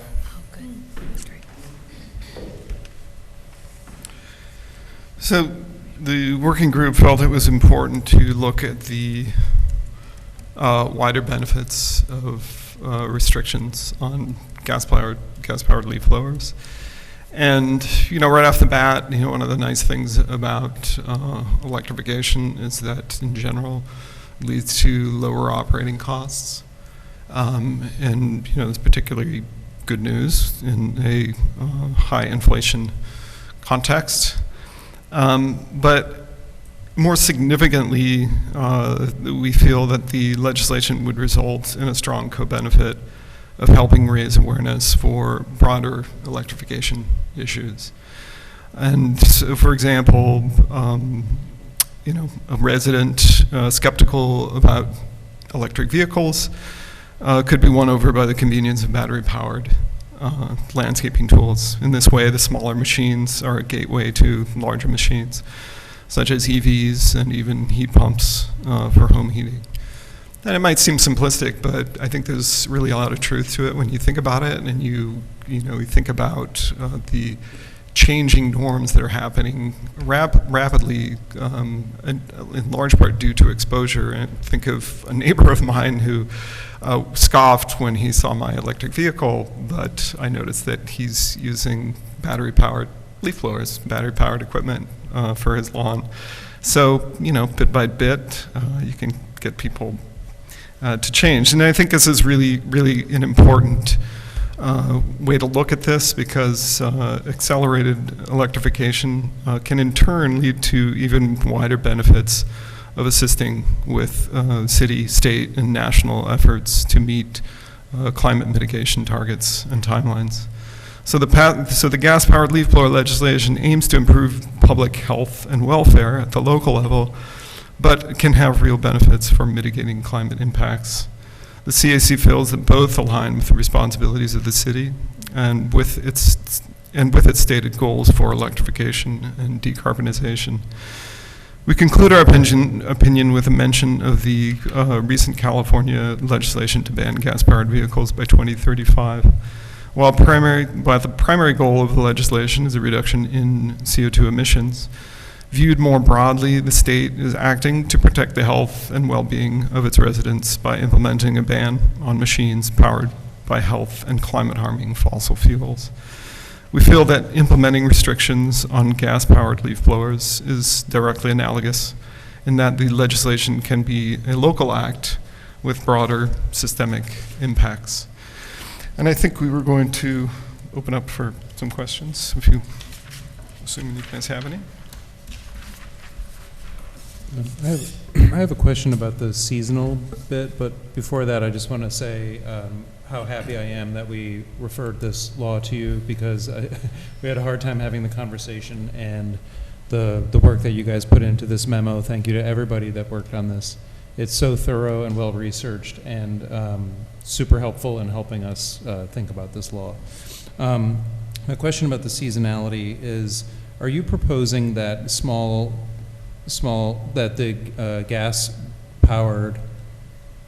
the gas-powered leaf blowers are permitted a few months a year? Or are we saying that only the electric leaf blowers would be used seasonally? So looking at what other communities have done, most of them allow gas-powered equipment to be used during the cleanups in the spring and the fall. Some of them allow to use them in the winter, but nobody really uses them in the winter. But then from, let's say, May 15 or whatever, different communities have different starting date, from early May through early June. And then from that period through September, October, you could only use electric powered ones. And those would be restricted usually further, no use on Sundays, no use before 8 a.m. on Saturday. There is a spreadsheet linked to the report to sample a spreadsheet basically of different communities and different types of restrictions and when they allow what kind of leaf blower. Something of that sort I think would be reasonable. Do those communities give a reason why they opted to allow gas-powered equipment during those periods? I think the feel is that right now, when there's a lot of leaf disposal going on, they don't have enough electric powered equipment to handle the huge amount of leaves. Mm-hmm. So I think that was kind of like the motivation, and same in the spring, getting all the brush, all the broken branches. That was, as I understand, the reason for that. But as we mentioned, we should educate Beacon on alternative leaf management strategies, mulching them in place and let them rot, and make your soil more nutritious, leave certain amount of leaves on the ground as is, because they provide cover and habitats for critters in the winter and insulate your ferns or whatever you might have growing. Has any communities that you're aware of, like sort of incrementally and built-in restrictions? So like year one, it's this, year two, year three, and gives the opportunity for people either to start, well, the technology is getting better year by year, and equipment often dies, and you are going to replace it. You're either going to replace it with electric or gas-powered. So it just might be something that we would consider as, make it an incremental change as opposed to outright. But we could talk about that. Yes, they did. Yeah. And one of the first part of going incremental route is delaying the rollout of the program. Let's say we decide to move on it on 2023, but it's not going to get implemented until 2024. But during that time, there is a lot of engagement and community conversations. So people whose equipment starts dying in 2023, they know that by next year they would need to have gas power, so they have more room. They don't have to buy it now. Another restriction, another phase out, lot size. You can be allowed to use it on a lot size of an acre, for example, for the next couple of years, and then it moves down to get more restrictive. Many communities started with just seasonal ban, and then 4 or 5 years moved to total, not ban, restriction, and then moved to total restriction of gas powered. And then a couple of years later, they start regulating tighter the electrical leaf blowers. So I think for many communities, as you see at that spreadsheet, it's like a step-by-step process. Mm-hmm. And during that time, feedback is collected, and they evaluate how it goes. Your recommendation is to phase out small gasoline leaf blowers, and then to look at small gasoline engines, the 2-stroke and 4-stroke engines kind of later on. I guess the question I would have, maybe it's a legal question for Nick, is can we write laws that go far out into the future, or can we do a law that's about leaf blowers and then say, like, in 2028 we'll begin phasing out similarly small gasoline engines? Are we allowed to do that? You can do that, yes. As I've explained before, it depends upon whether there's any preemption issues with the means in which you're regulating it. But with leaf blowers and small engines, there are ways to regulate without running into that preemption issue. But you can be prospective in your thinking and having a sunrise provision, if you will, that springs into effect at a certain point in time. That's permissible. So Nick, as long as you're responding, yeah, I always have a first question, which is authority, right? And you're saying we have authority in this area. Is it to regulate noise? Is it to regulate emission? Just give me a sense of that. Sure, and there's been some litigation, not in New York, but in Maryland on this issue, on the preemption issue, and also, as the committee has noted, in New Jersey regarding leaf blower bans in general, but that was not a preemption issue.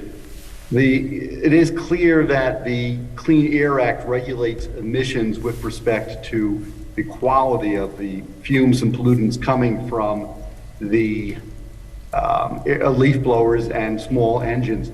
There are, however, and this is how the municipality is regulated, through their noise ordinance. It can be that repetitive noise, that loud noise, that constant droning or humming. So the municipalities, under their police powers, have the authority to regulate these engines from a noise perspective, and that is the approach that municipalities have taken. So the authority does exist under the city's police powers to regulate. It's just we need to be careful in our justification, in our purpose section of the law, how we're explaining that so that we're staying within our lane.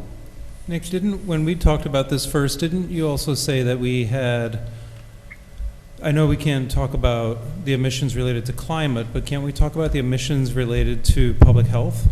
It is from the spread of pollutants from the forced air then causing those elements to be up there, but not from the emissions coming from the engine itself, no. So particulates from dust and that kind of thing?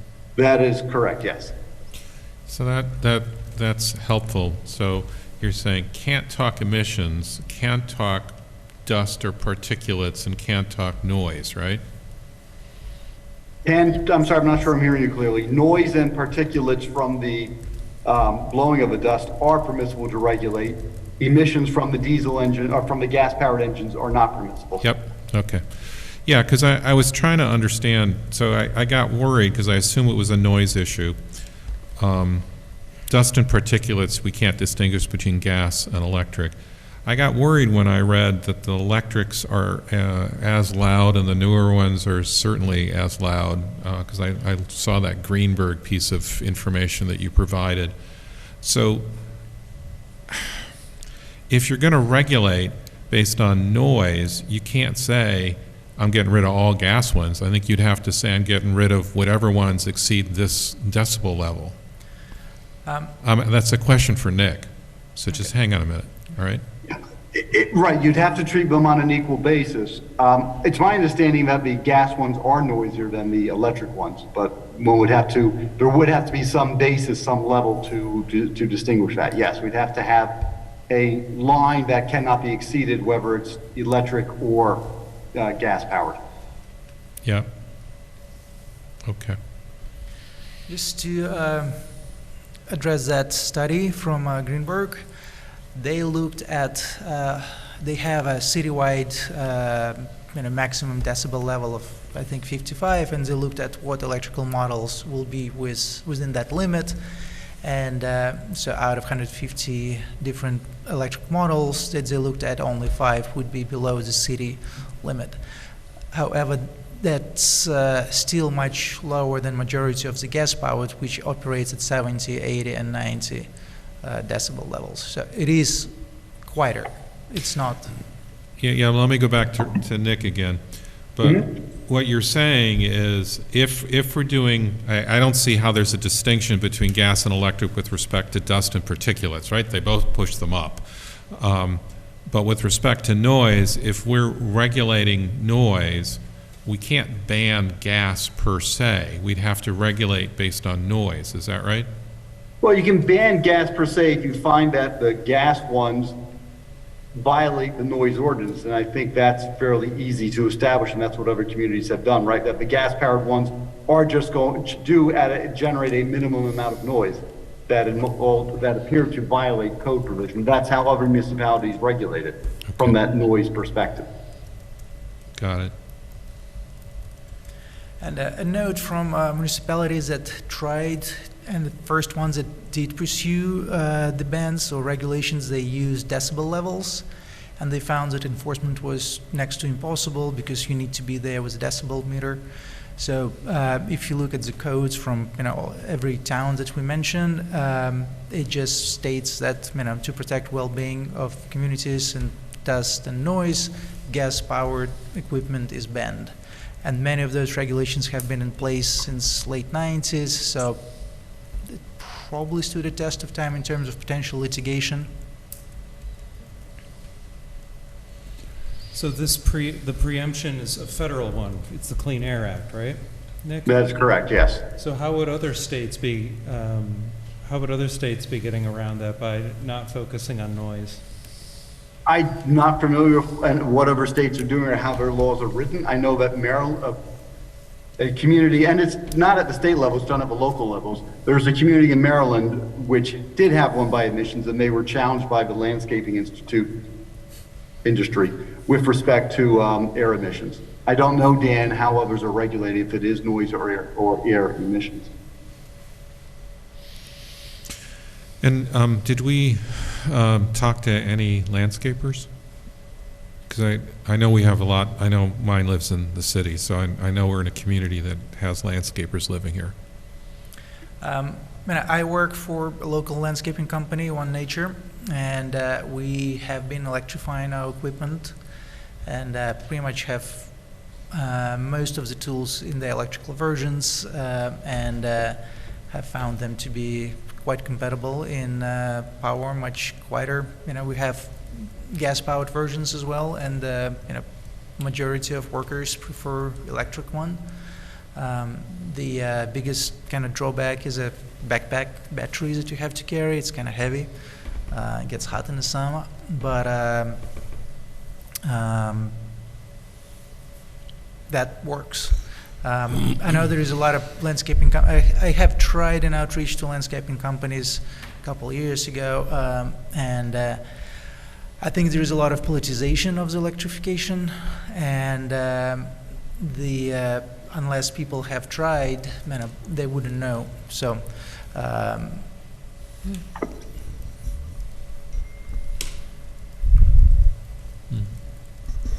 It's a question that I have not only for this, but for possibly the next discussion that maybe you guys will be here for. But do you guys feel comfortable that we have a sound enough infrastructure of sustainable electric to make the bigger, grander changes in buildings, vehicles, power tools, everything? I can answer that actually, if that's okay. Sure.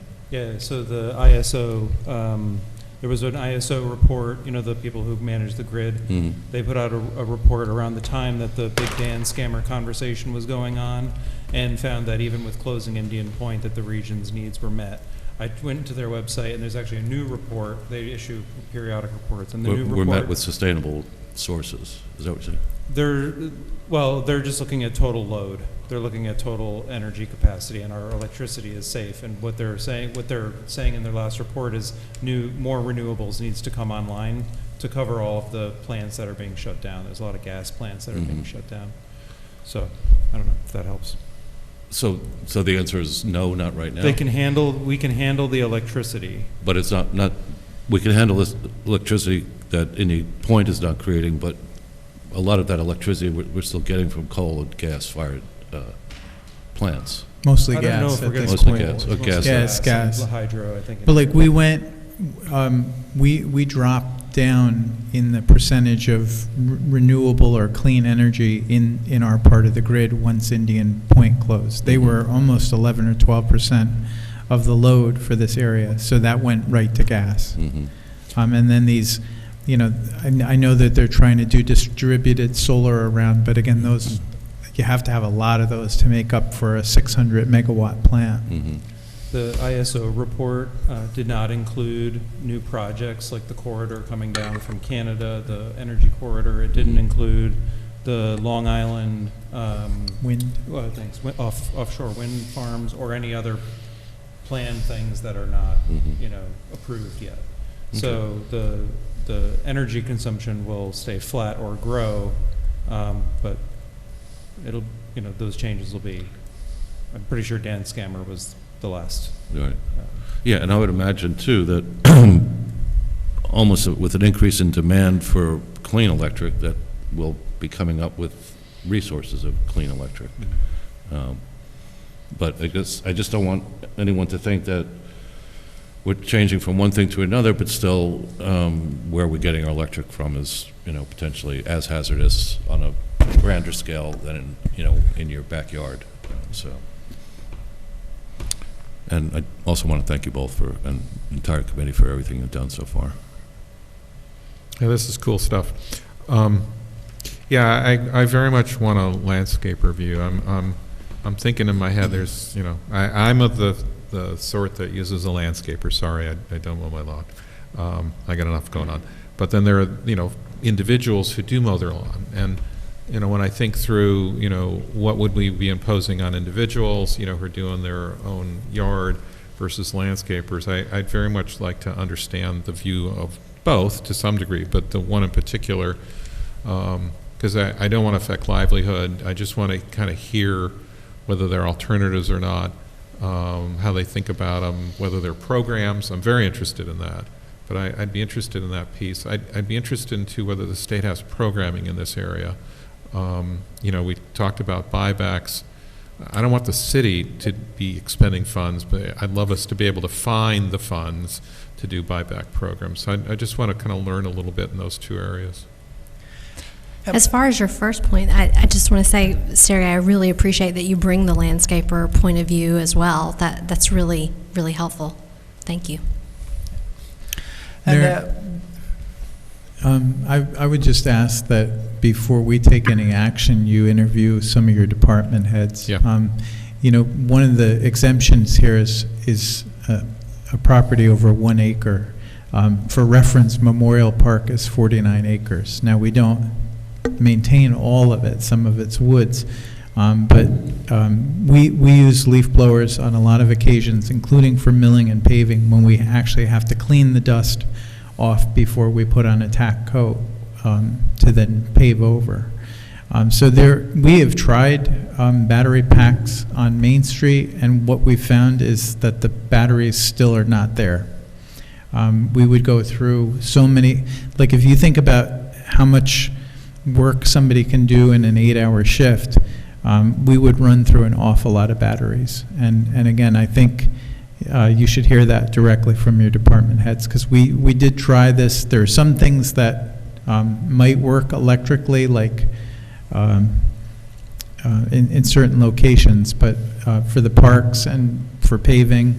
I also know that in the winter, some landscapers and some housing complex do use that when you have late dustings of snow, and they come through and they blow it off the steps and stuff. So there, again, if you have a light dusting of snow and our guys want to come and blow the steps off so somebody doesn't slip, that's really easy with a blower. It's not so easy, trying to shovel all the steps out here while you have the rest of the city to take care of. So I would just want that considered in the shaping of this, unless you just exempt city operations. I think it's helpful to have the perspectives of landscapers and city employees and residents. But I think sometimes what happens when we solicit feedback is what we get is, people have a business model and it's successful, and they might be resisting the change, or they might be feeling like when we were asking them about leaf blowers, they're thinking, why do I have to carry all of the burden of climate change? Why does my business not have to change and not the business next door? And so the way that I want to think about this is that everybody has to make a change in behaviors and practices and equipment. Humanity needs to change, and so everybody needs to come along. And I think it would be preferable that no laws like these have to be written at all. But the reality is that we have to push people to adopt electric.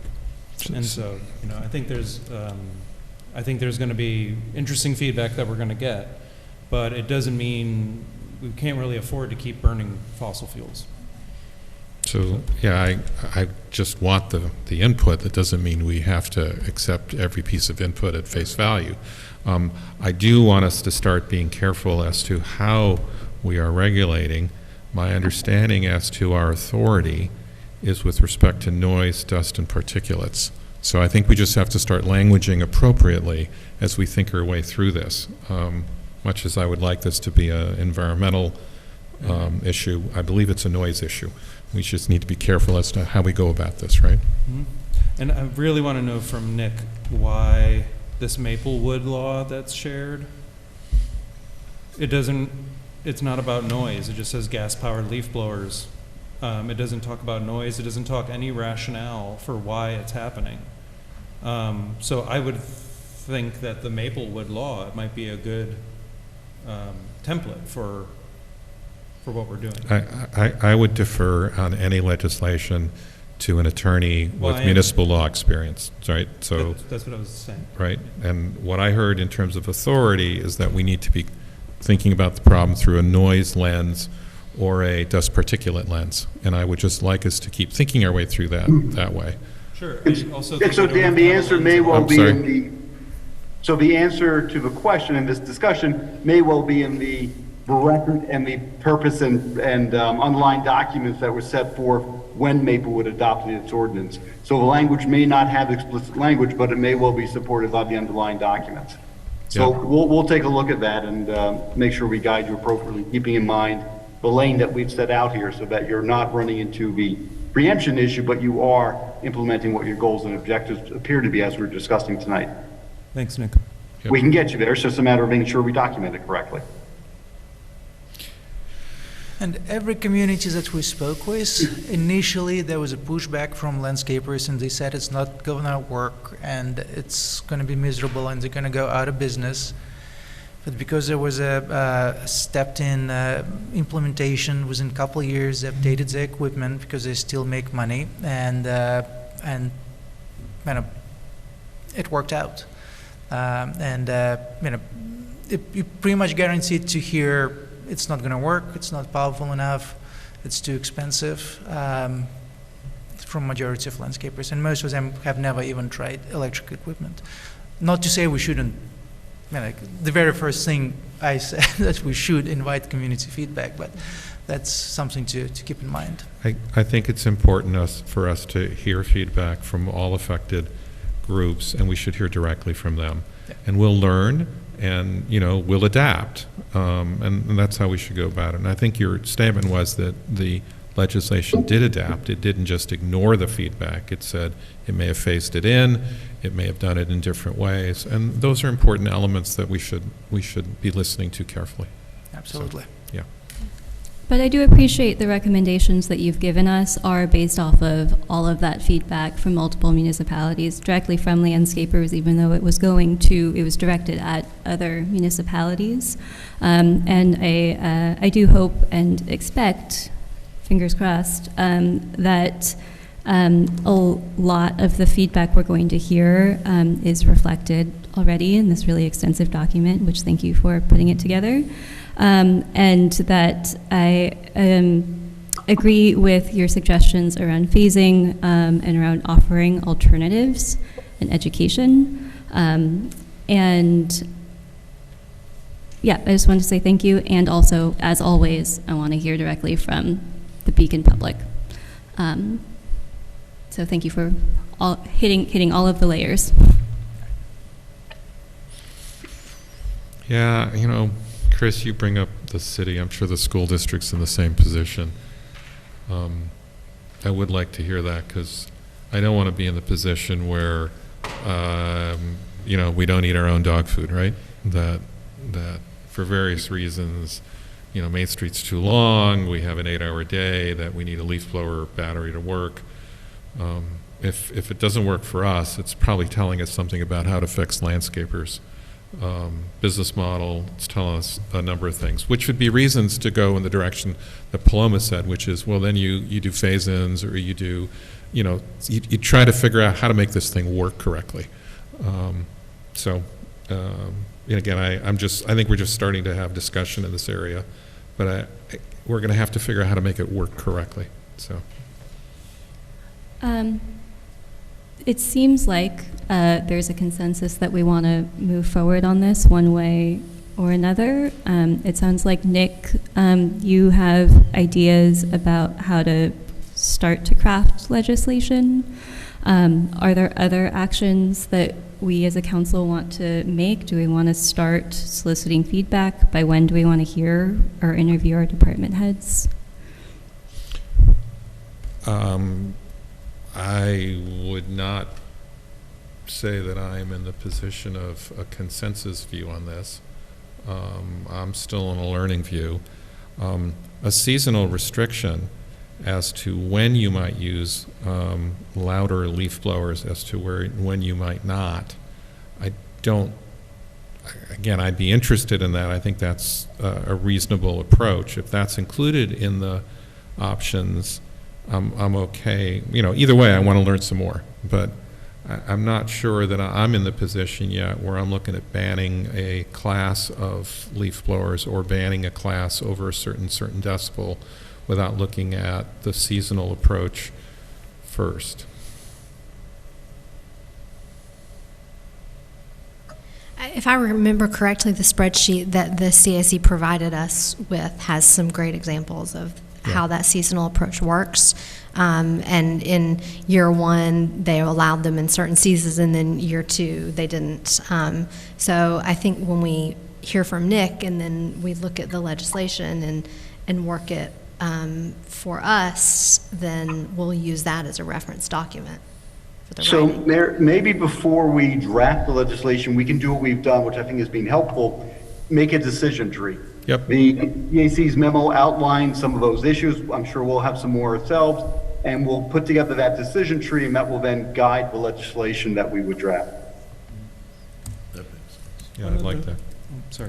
One other thing we might be thinking of, so the public information campaign, we did one for composting, and I don't know at what cost, but a public information campaign would cost money, and it could potentially cost money in 2023.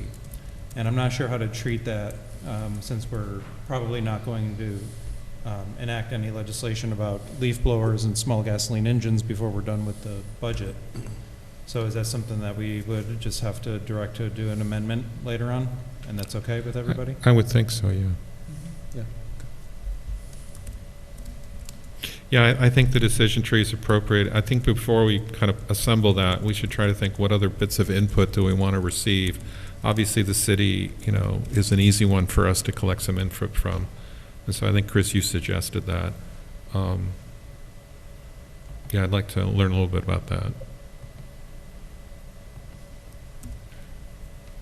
You're talking about also input from the landscaping community, and I think they probably wouldn't come out until we passed a rough draft of legislation.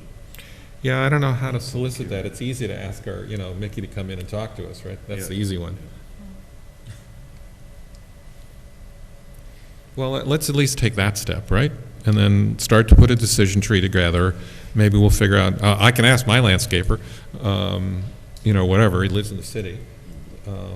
Maybe we can, you know, talk to some people. I just said, I do think that would be a relevant viewpoint, but maybe that's not our first step because it's a little bit harder. So. Is there any reason, just another question to you guys, that you're not considering other, I know you said you're looking at mowers in the future, but like weed whackers I think are almost as loud and as used as often. Is there a reason why those are not considered part of the ban? So we were asked by Chris White and to look into leaf blowers specifically, and leaf blowers arguably a more avoidable product. Like you can accomplish similar things without leaf blowers, or you can change your practices. Weed whacking is very hard to avoid in landscape. And many are actually quieter. And you have 4-cycle engine versions that are much quieter and much cleaner in operation. And to back up one step further, I raised the issue after getting a couple emails from constituents about noise in Ward 4. So I think it was when leaf blower season started up. And right. Aren't we in it right now? We are. I mean, last week was in my neighborhood. Maybe, so, yeah. Yeah, the other one, and Nick, maybe you can look at this, is can we somehow encourage or discourage, either way, to get leaves mulched as opposed to blown? Is there an approach to doing that? I mean, I think it's only, go Sorry. ahead. Oh, I thought that would maybe be part of the education phasing to make sure people are aware of their alternatives. I don't know how we would regulate that as a Yeah, practice. I was going to say, I think you can certainly do it for a public informational campaign. I don't think the municipality has the power to regulate that aspect of it. I'm just exploring, right? I don't know. Yep. Because I'm not even sure whether our lawn is, I don't know how it works. I haven't checked, right? I mean, I know I live across the street from the elementary school, and they mulch their leaves, and my HOA blows them, which is a whole other issue. So I'm aware of large-scale mulching happening in the city. It's preferable to just leave the leaves. Yeah. Yeah, until I think it's 4 days over 40 degrees in the spring, and then you can rake. That's when all the critters come out. 4 days over 40, I think it is. Or you push them over to your neighbor's yard. So, sorry. Then we mulch them. Yeah. Sorry. Do we have enough next steps? We got a couple of next steps that we can work on?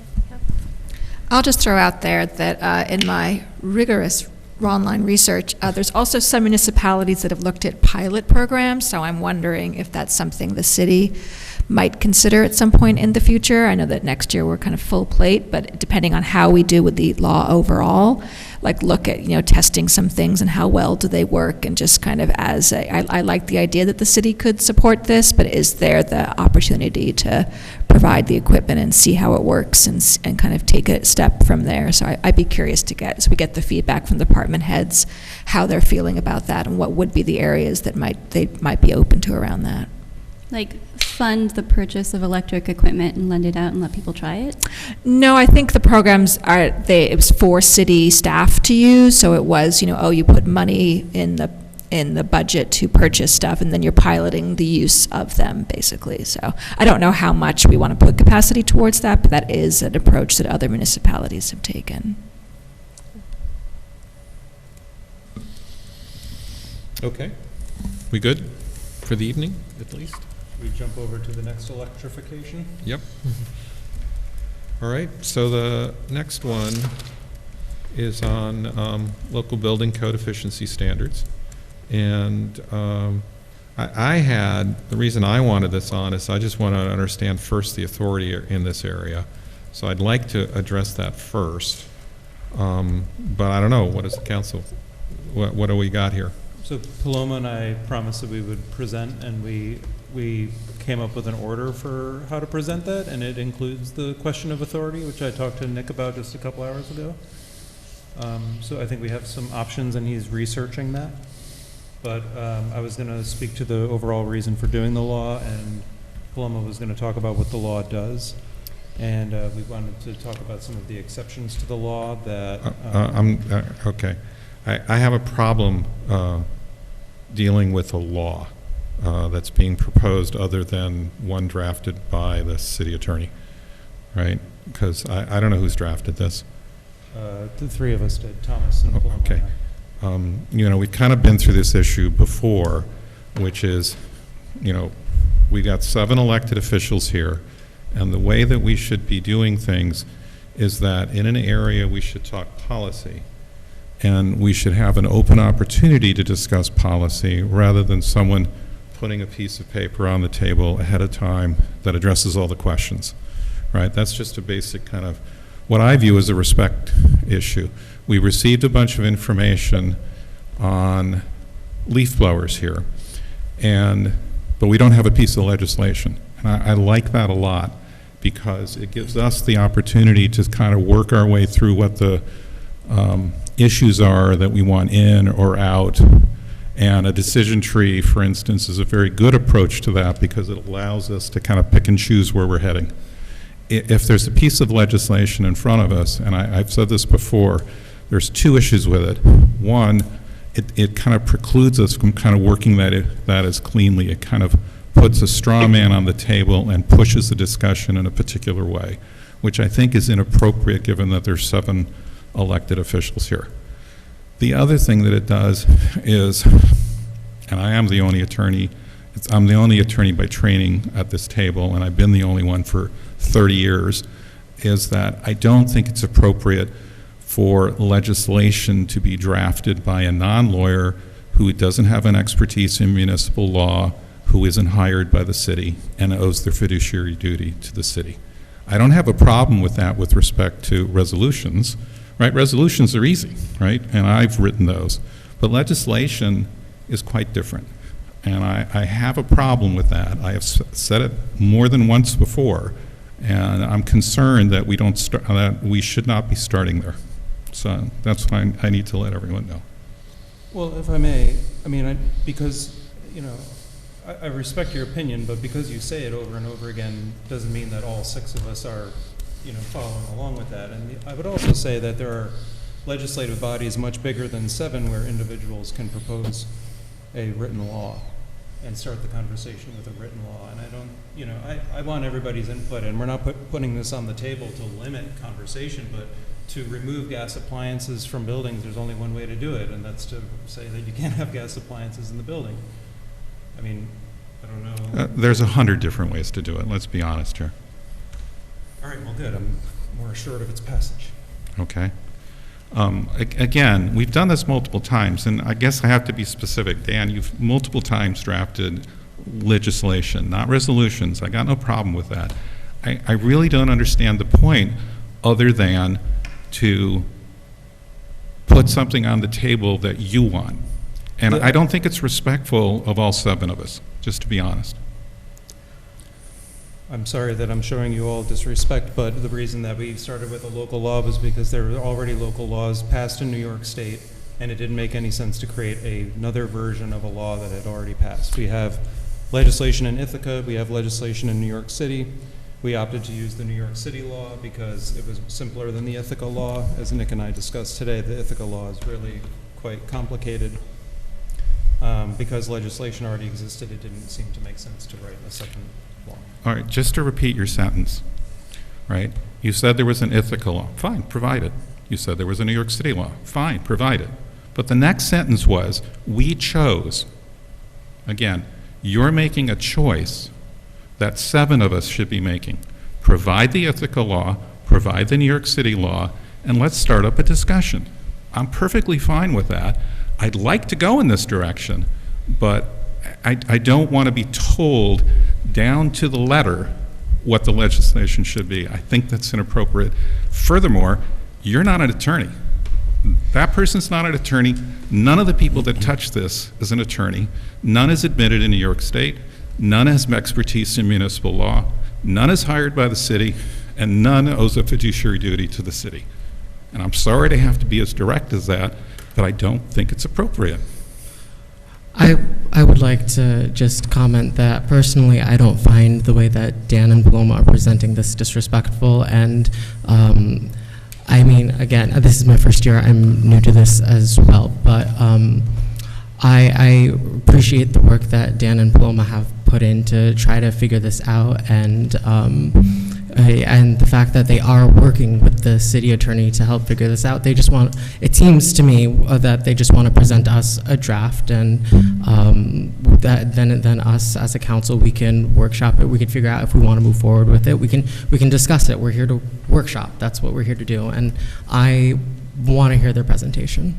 I certainly do too, and I'm very appreciative of your work. You could just do it in bullets. I agree with Justice. I view this as just moving it along.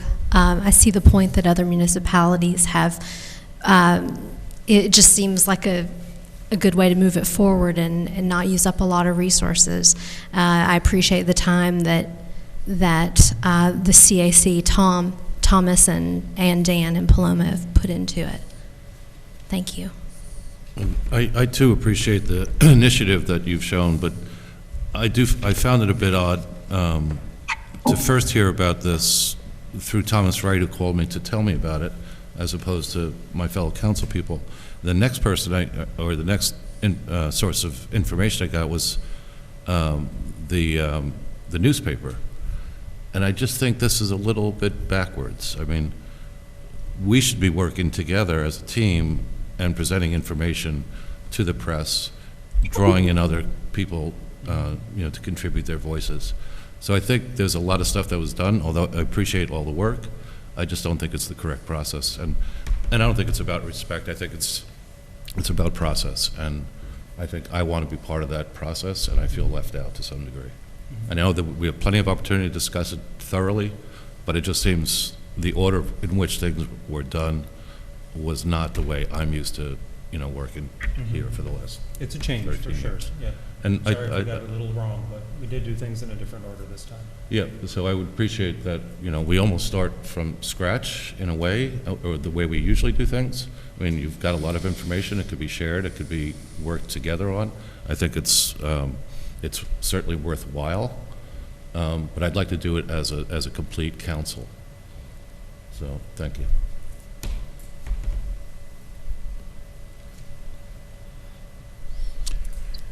So how do we want to proceed?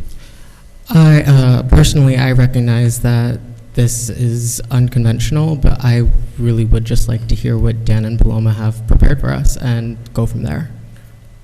Okay, so let's do that. So the impetus for this law, I'm sorry, are you going to present a law? what? Are you going to present a law, or are you just going to?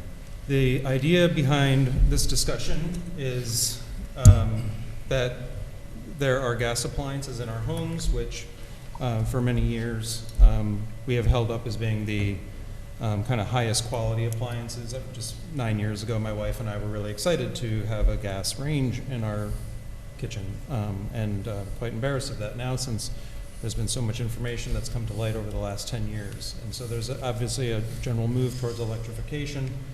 And one of the areas we're going to do electrification is gas appliances. The reason being is that 32% of the greenhouse gas emissions in New York State are related to heating and hot water.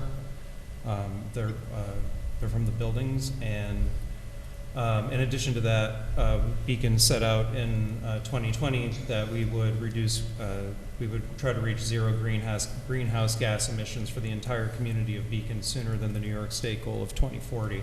So we can't really do that without doing the 32%, which is buildings. So for the health and safety of our residents as well. So one of the reasons that we need to get gas appliances out of homes is because they leak carbon dioxide, carbon monoxide, methane, which is 25 times more powerful of a greenhouse gas than carbon dioxide, and benzene. Gas ranges actually leak benzene all day long, usually, and the total effect, the cancerous effect, is equal to secondhand smoke. Indoor gas increases the risk of asthma in children by 42% and causes over 1,000 early deaths per year. And gas distribution, of course, is also inherently dangerous. There's an accident or incident in U.S. gas distribution systems every 6 days. And then lastly, there's cost savings. So the electric alternatives to the gas burning appliances are equal or better in price. I actually just went on a few websites like Home Depot and just started pricing out all of these things. And confirmed that the electric alternatives are the same or even cheaper than the gas burning ones. So, so by removing gas appliances from homes, we are going to be we're going to be making a big step towards our climate goals. We're going to be helping public health, and we'll be saving people money, including contractors. And the follow-up to that is that what we discussed as a way to, or a methodology to accomplish these goals was through the regulation of gas-burning appliances. Nick, I don't know if you want to talk about input now about what potential mechanisms we would have and what power or authority we might have to do this. I don't know if we want to save that part of the conversation for further down the line as we get more input from the rest of council. But that was the mechanism for accomplishing this goal. So I'm happy to discuss that now. Hey, Nick, can you just stop 1 second? I just want to compliment the both of you. You both can make as many statements as you like without putting up legislation. I think that's perfect. So just keep going that way, right? Because we can have that conversation without having the piece of legislation there. We can have the, is there authority? That was your next question. Go right ahead, keep going, right? You're doing fine.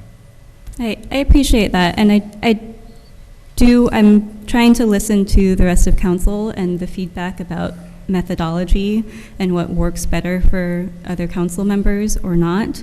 I will say that my approach and reason why starting to draft legislative language was helpful to me is because it helped me understand process and it helped me understand the mechanisms of government.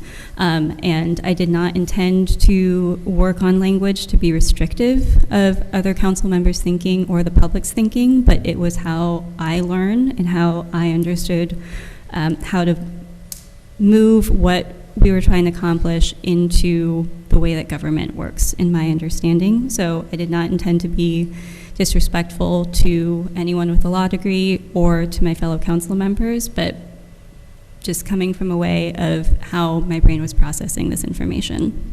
But yes, I obviously have thought quite a lot about this, so I don't mind particularly adapting how I communicate it to council.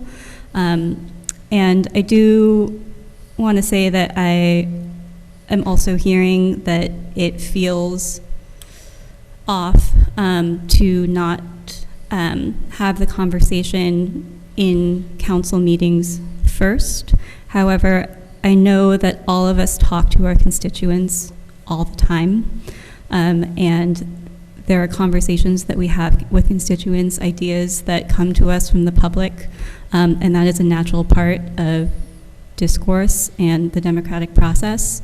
Obviously, I am particularly focused on engagement through participatory budgeting and through the community quarterlies are my particular, I guess, pet projects or things that really inspire me on how we engage with the public and solicit ideas from the public. But again, my intention was never to keep ideas from my fellow council members, but you know, we meet once a week, we have workshops every 2 weeks, and I talk to constituents every day. And so there are going to be conversations that happen that are going to happen outside of council first, but I trust that the deliberative process that happens when we are in workshop and before we actually make any final decisions or take any votes, do go through a full deliberative process where all 7 of us have an equal voice and an equal chance to change what we're discussing. Just took me a minute to formulate my thoughts on that, so thank you for listening. Thank you. Sorry, Nick, you were going to talk about potential avenues to accomplish some of these goals. Certainly. So I've been following this issue for probably over 2 years, if not a bit longer, both in my capacity as a municipal attorney, but also my capacity at the time as the chair of the New York State Bar Association Energy and Environmental Law section.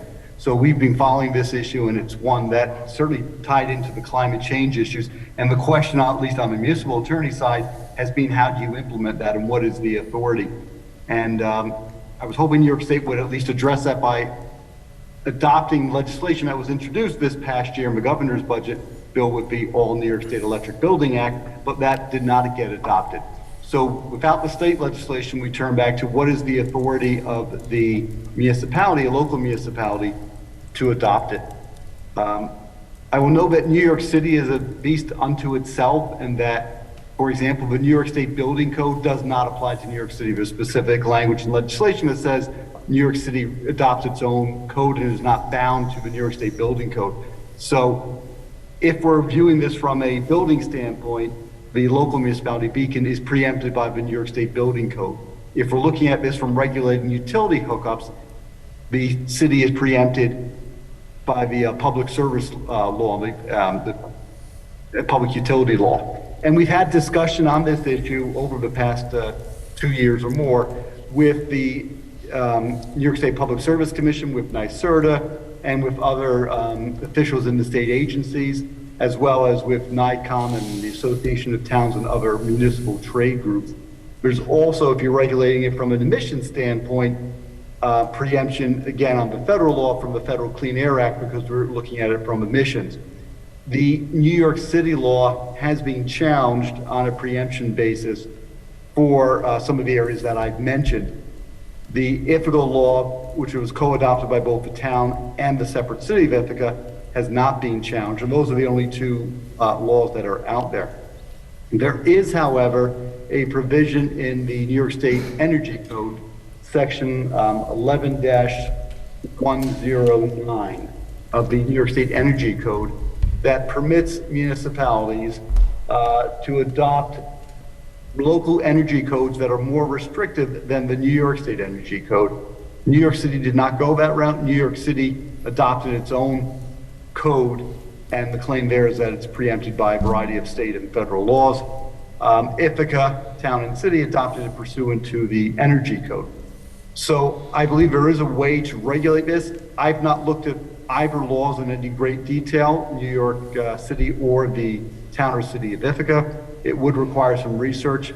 It is a changing field with different views on it, so I would have to speak to the municipal attorney in Ithaca. I would reach out to our contacts again at the appropriate state agencies, including I bring the discussion in with the Division of Codes, which administers the Energy Code for the New York State Department of State, and give it some more thought as to where that authority lies. I do believe there is an ability to do so. The question becomes the big striking difference between ways to regulate it. If it's going through the Energy Code, it does require some documentation, some backup behind it. It's not as simple as the state legislation which said, thou shalt not use natural gas, it must be all electric.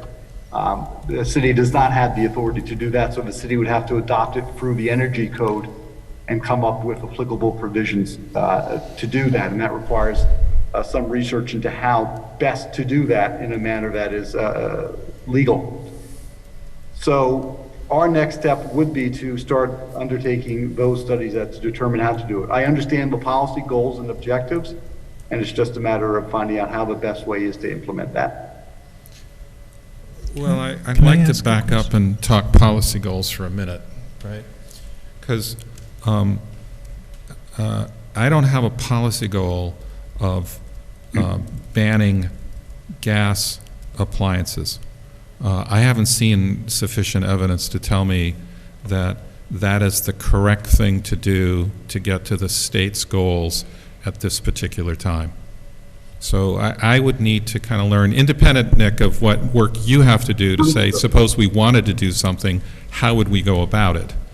What I would like to understand is why would we do that at this particular point in time? Is there some, I said the same to the council when it was looking to adopt the state standards, but go to a higher level than the state. And I said, I don't think we know how to do that. I think what we might be able to do is achieve the state's goals sooner.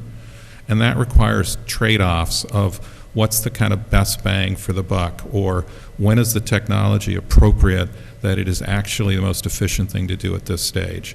And I would think that the people that have that information are someone like NYSERDA or someone from the state building codes or something. And I'd like to learn that information in order to kind of get some feel for, is this the right thing to do, now in this community? So that's what I'd like to learn, right? Because I can't tell whether, should we do this one just because someone found it somewhere in Ithaca, of all places, or is there something else that we should be doing? The one example that I came with was, some of us were on council when we adopted the stretch building code. So the state did a more efficient building code and a safer one, or whatever their criteria was. And they said, this is going to be our building code, in this year. But if communities wanted to adopt it sooner, they empowered us, they gave us the authority to adopt that code sooner. I'd be really interested if NYSERDA, somebody, had that code or the parts of the efficiency process and said, all right, this is going to be the requirement in 2028, but communities could adopt it, this part this many years sooner, this part this many years sooner. That would give me a lot of comfort that we're picking the right stuff, right? This one, I worry because I don't know this is the right piece of the puzzle to do first. So that's what I'd like to learn, right? Are you looking to include the heating systems? I mean, you've talked, Yeah. so the thermal load is the biggest contribution of buildings Yeah. towards greenhouse gases. Okay. I just, Yeah, We're saying no gas appliances of any kind. and you would No also, burning of gas inside a building. and oil and propane would be precluded too. Like Well, I don't what- think anybody's going to do a new construction with oil or propane. Maybe somebody will. Maybe if they're off the gas, like, I don't know, if they're on a lot that's not Mhm. easily connected.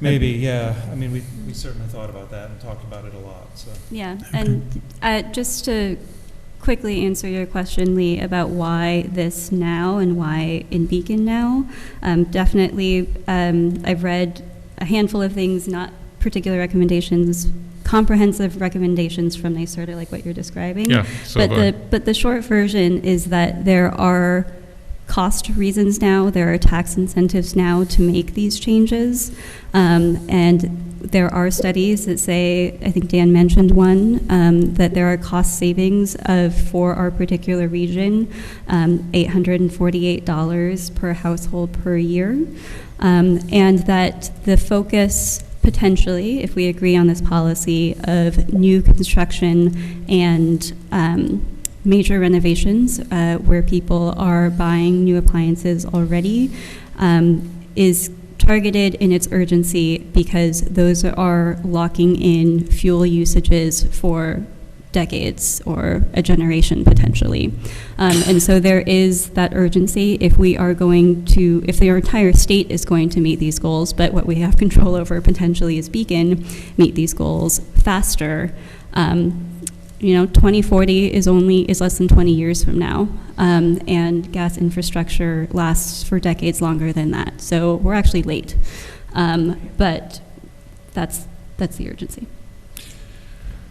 Yeah, I mean, because I went to NYSERDA and I started looking up information because I'm interested in this area, but I want to be informed on how we go about it, right?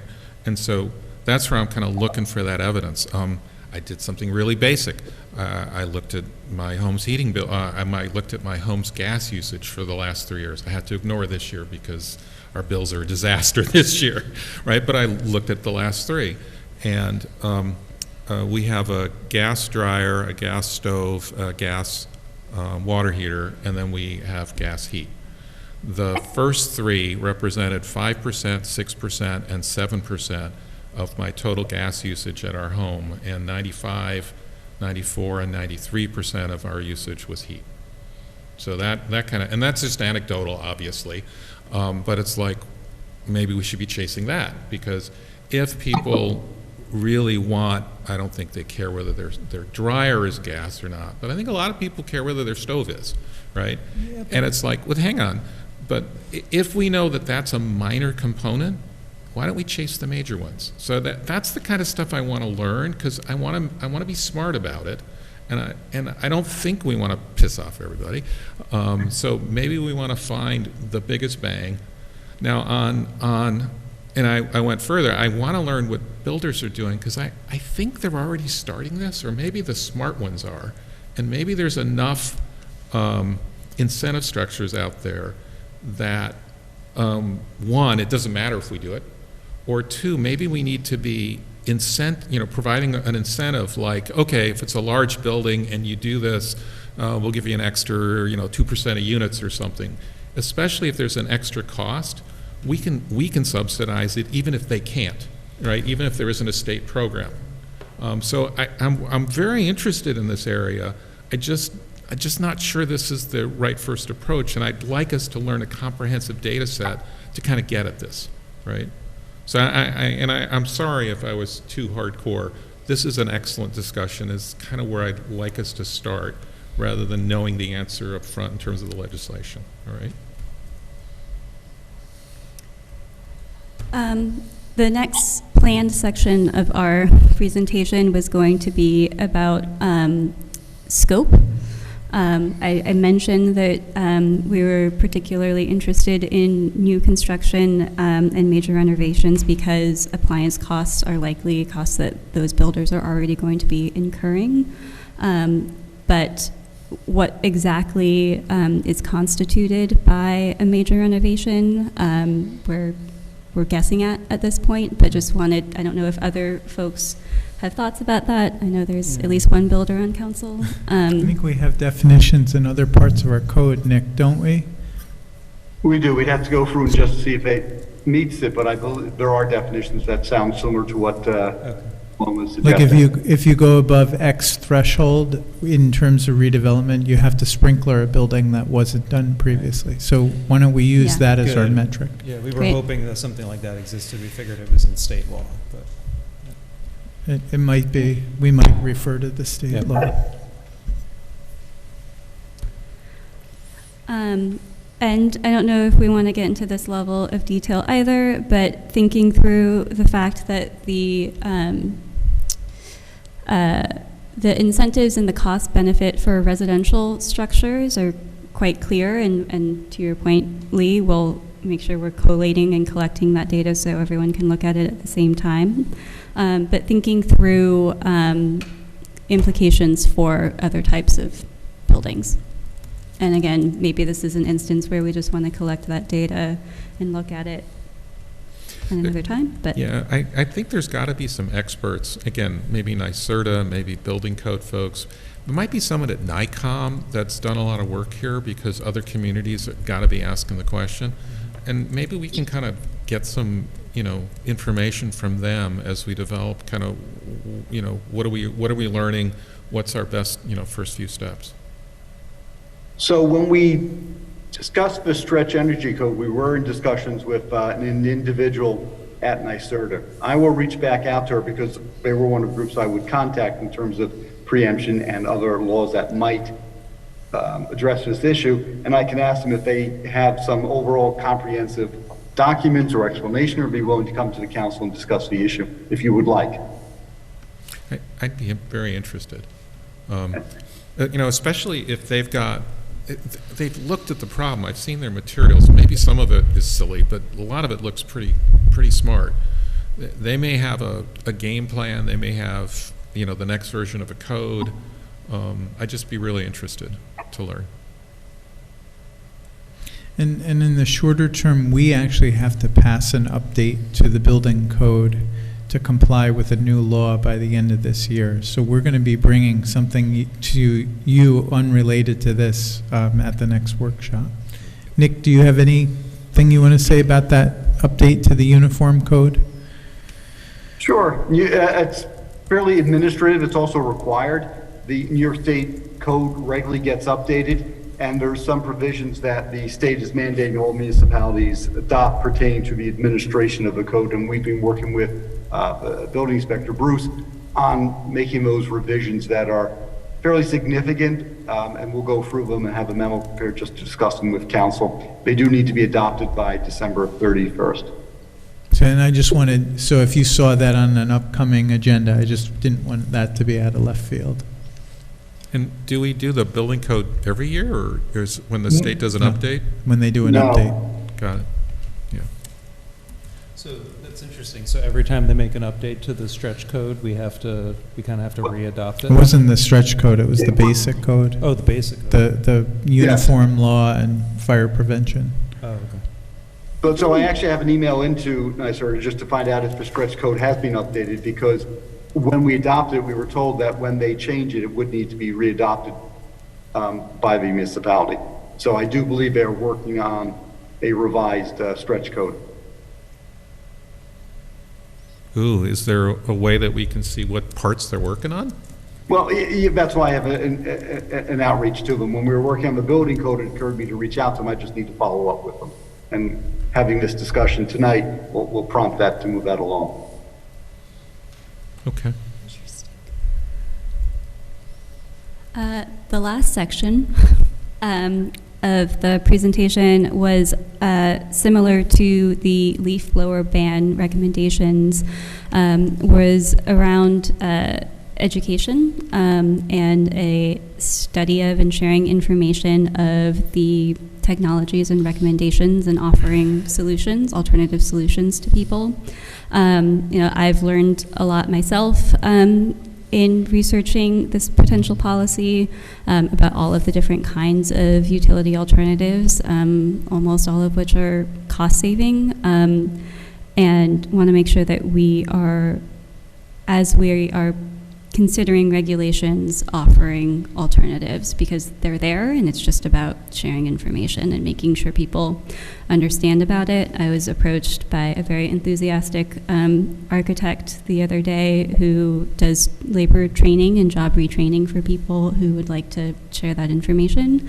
It's just one example of the excitement and the momentum around electrification, particularly in the building trades.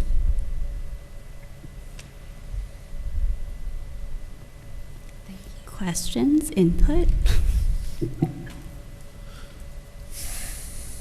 Yeah, when we, and, I apologize if I was too heavy-handed, but this is the right conversation to start with, right? And we had it. I know. No, I said I compliment you, right? Because you can do the whole thing without a piece of legislation, right? And there's a bunch of stuff that we should start to learn, right? And around the codes I think is an important area because the state's working in this direction. And I think they can help us a lot. And I don't mind being a few years ahead of them, but if they got something on their calendar that's 20 years out that we're wanting to do now, that's probably wrong, right? But if it's 5 years out, heck, and they encourage us, even more heck, we should do something, right? So I just want to kind of learn that piece of the puzzle. And so let's just slow down enough to learn it. Yeah, no, I appreciate that, and that I always want to have information when I go into things. And when we, this started for me in early 2020. It was actually one of the first things that I raised when I was on city council, because it was right after Brookline, Massachusetts had banned natural gas, and they, I think, have since, I don't know if that's still going, but yeah. It prompted the question, and I raised it, and Air Roads and I spent a lot of time looking into this. And Nick has been a really valuable resource in this conversation, actually. For 3 years, he's been sending me articles about this. To my personal email, by the way, Nick. So you're making me foilable now.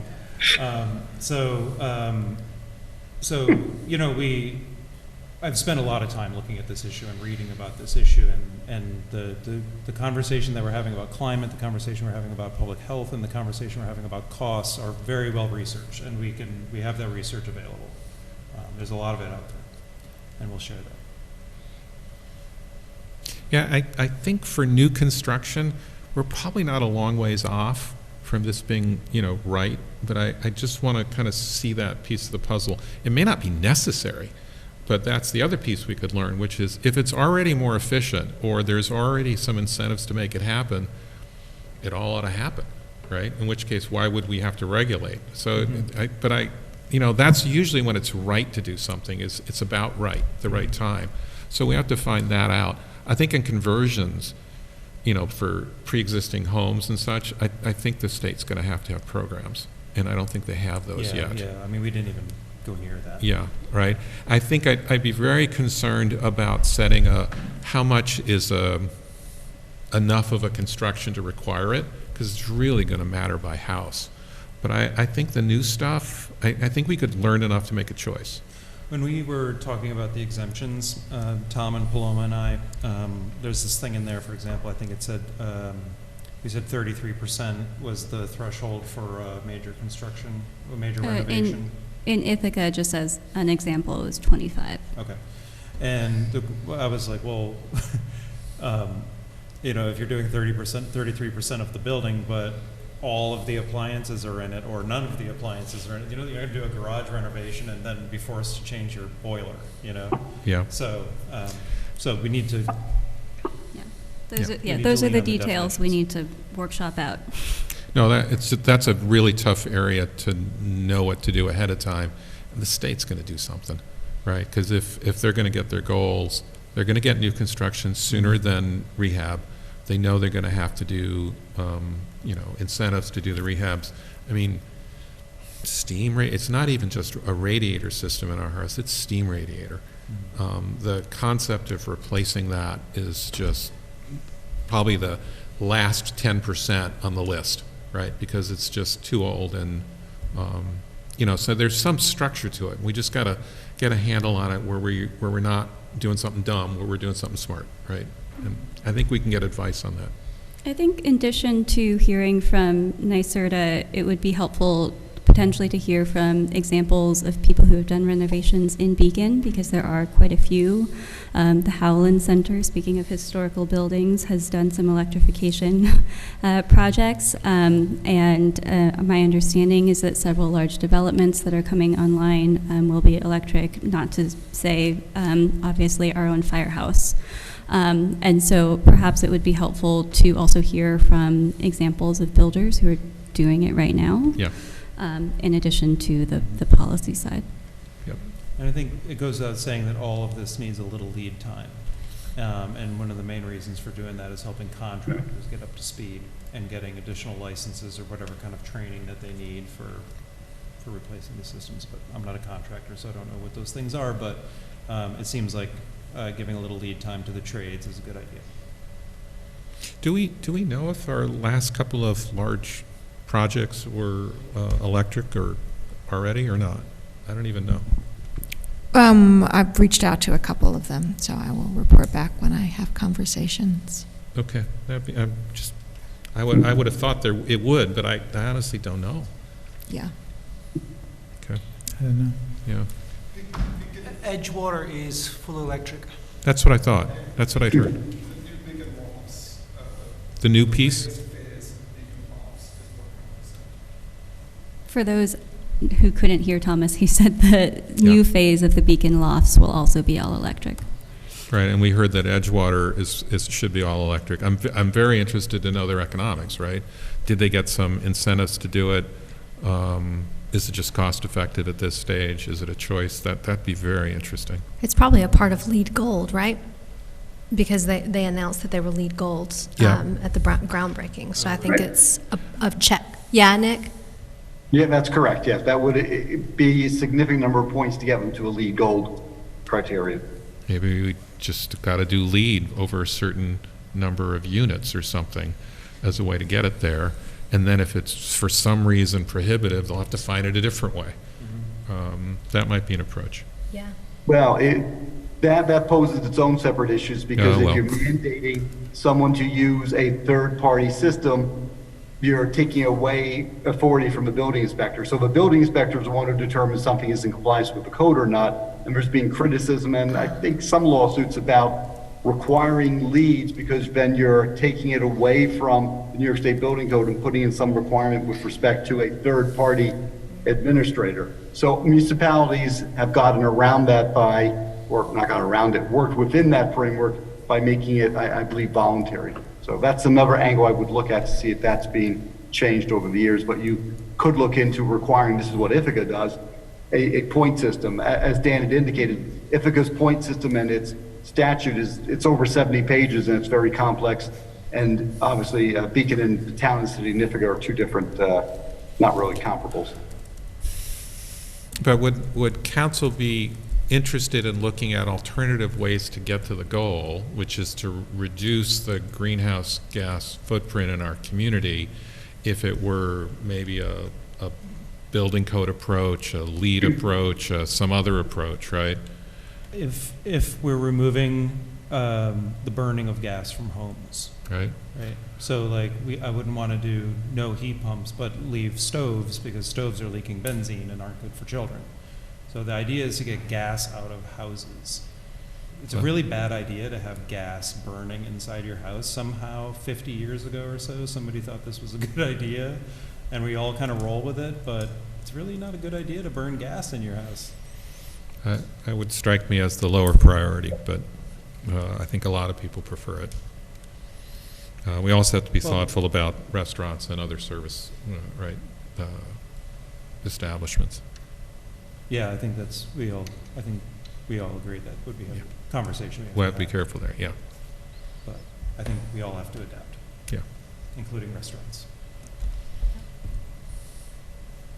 All right, so can we establish some next steps, which is can we keep the conversation going? Can we start to look, Nick, you were going to look at options to make this work. I was going to encourage you, if there were alternative approaches that you heard from some of this conversation to kind of get there, you might want to toss those ideas at us as well. Then there's an outreach that we want to do to somebody might be NYSERDA, might be NICOM, might be state building code, to start learning where's the state heading, and are there kind of things we can latch on to understand what should be happening first, and what the state might be doing. I'm not exactly sure who's the right party. So, yes, I was going to take that lead because we had that discussions during the Stretch Energy, and when I've been looking at this issue, I've reached out to various people. So NICOM and NYSERDA would be the first two areas I would start. Okay. And if we can bring someone here to talk to us and help educate us, that's good? All right. Understood. All right, that'd be great. All right. We have an executive session. Oh, okay. I thought we were done. No, I'm for sorry. personnel. Can I get a motion to go in executive session for personnel? Motion to go into executive session to discuss personnel and conduct no further public business thereafter. Second? Second. That was Ren. All in favor? Aye. Thank you all. Aye. Thank you. Thank you. Thank you. Thanks for being here and all that.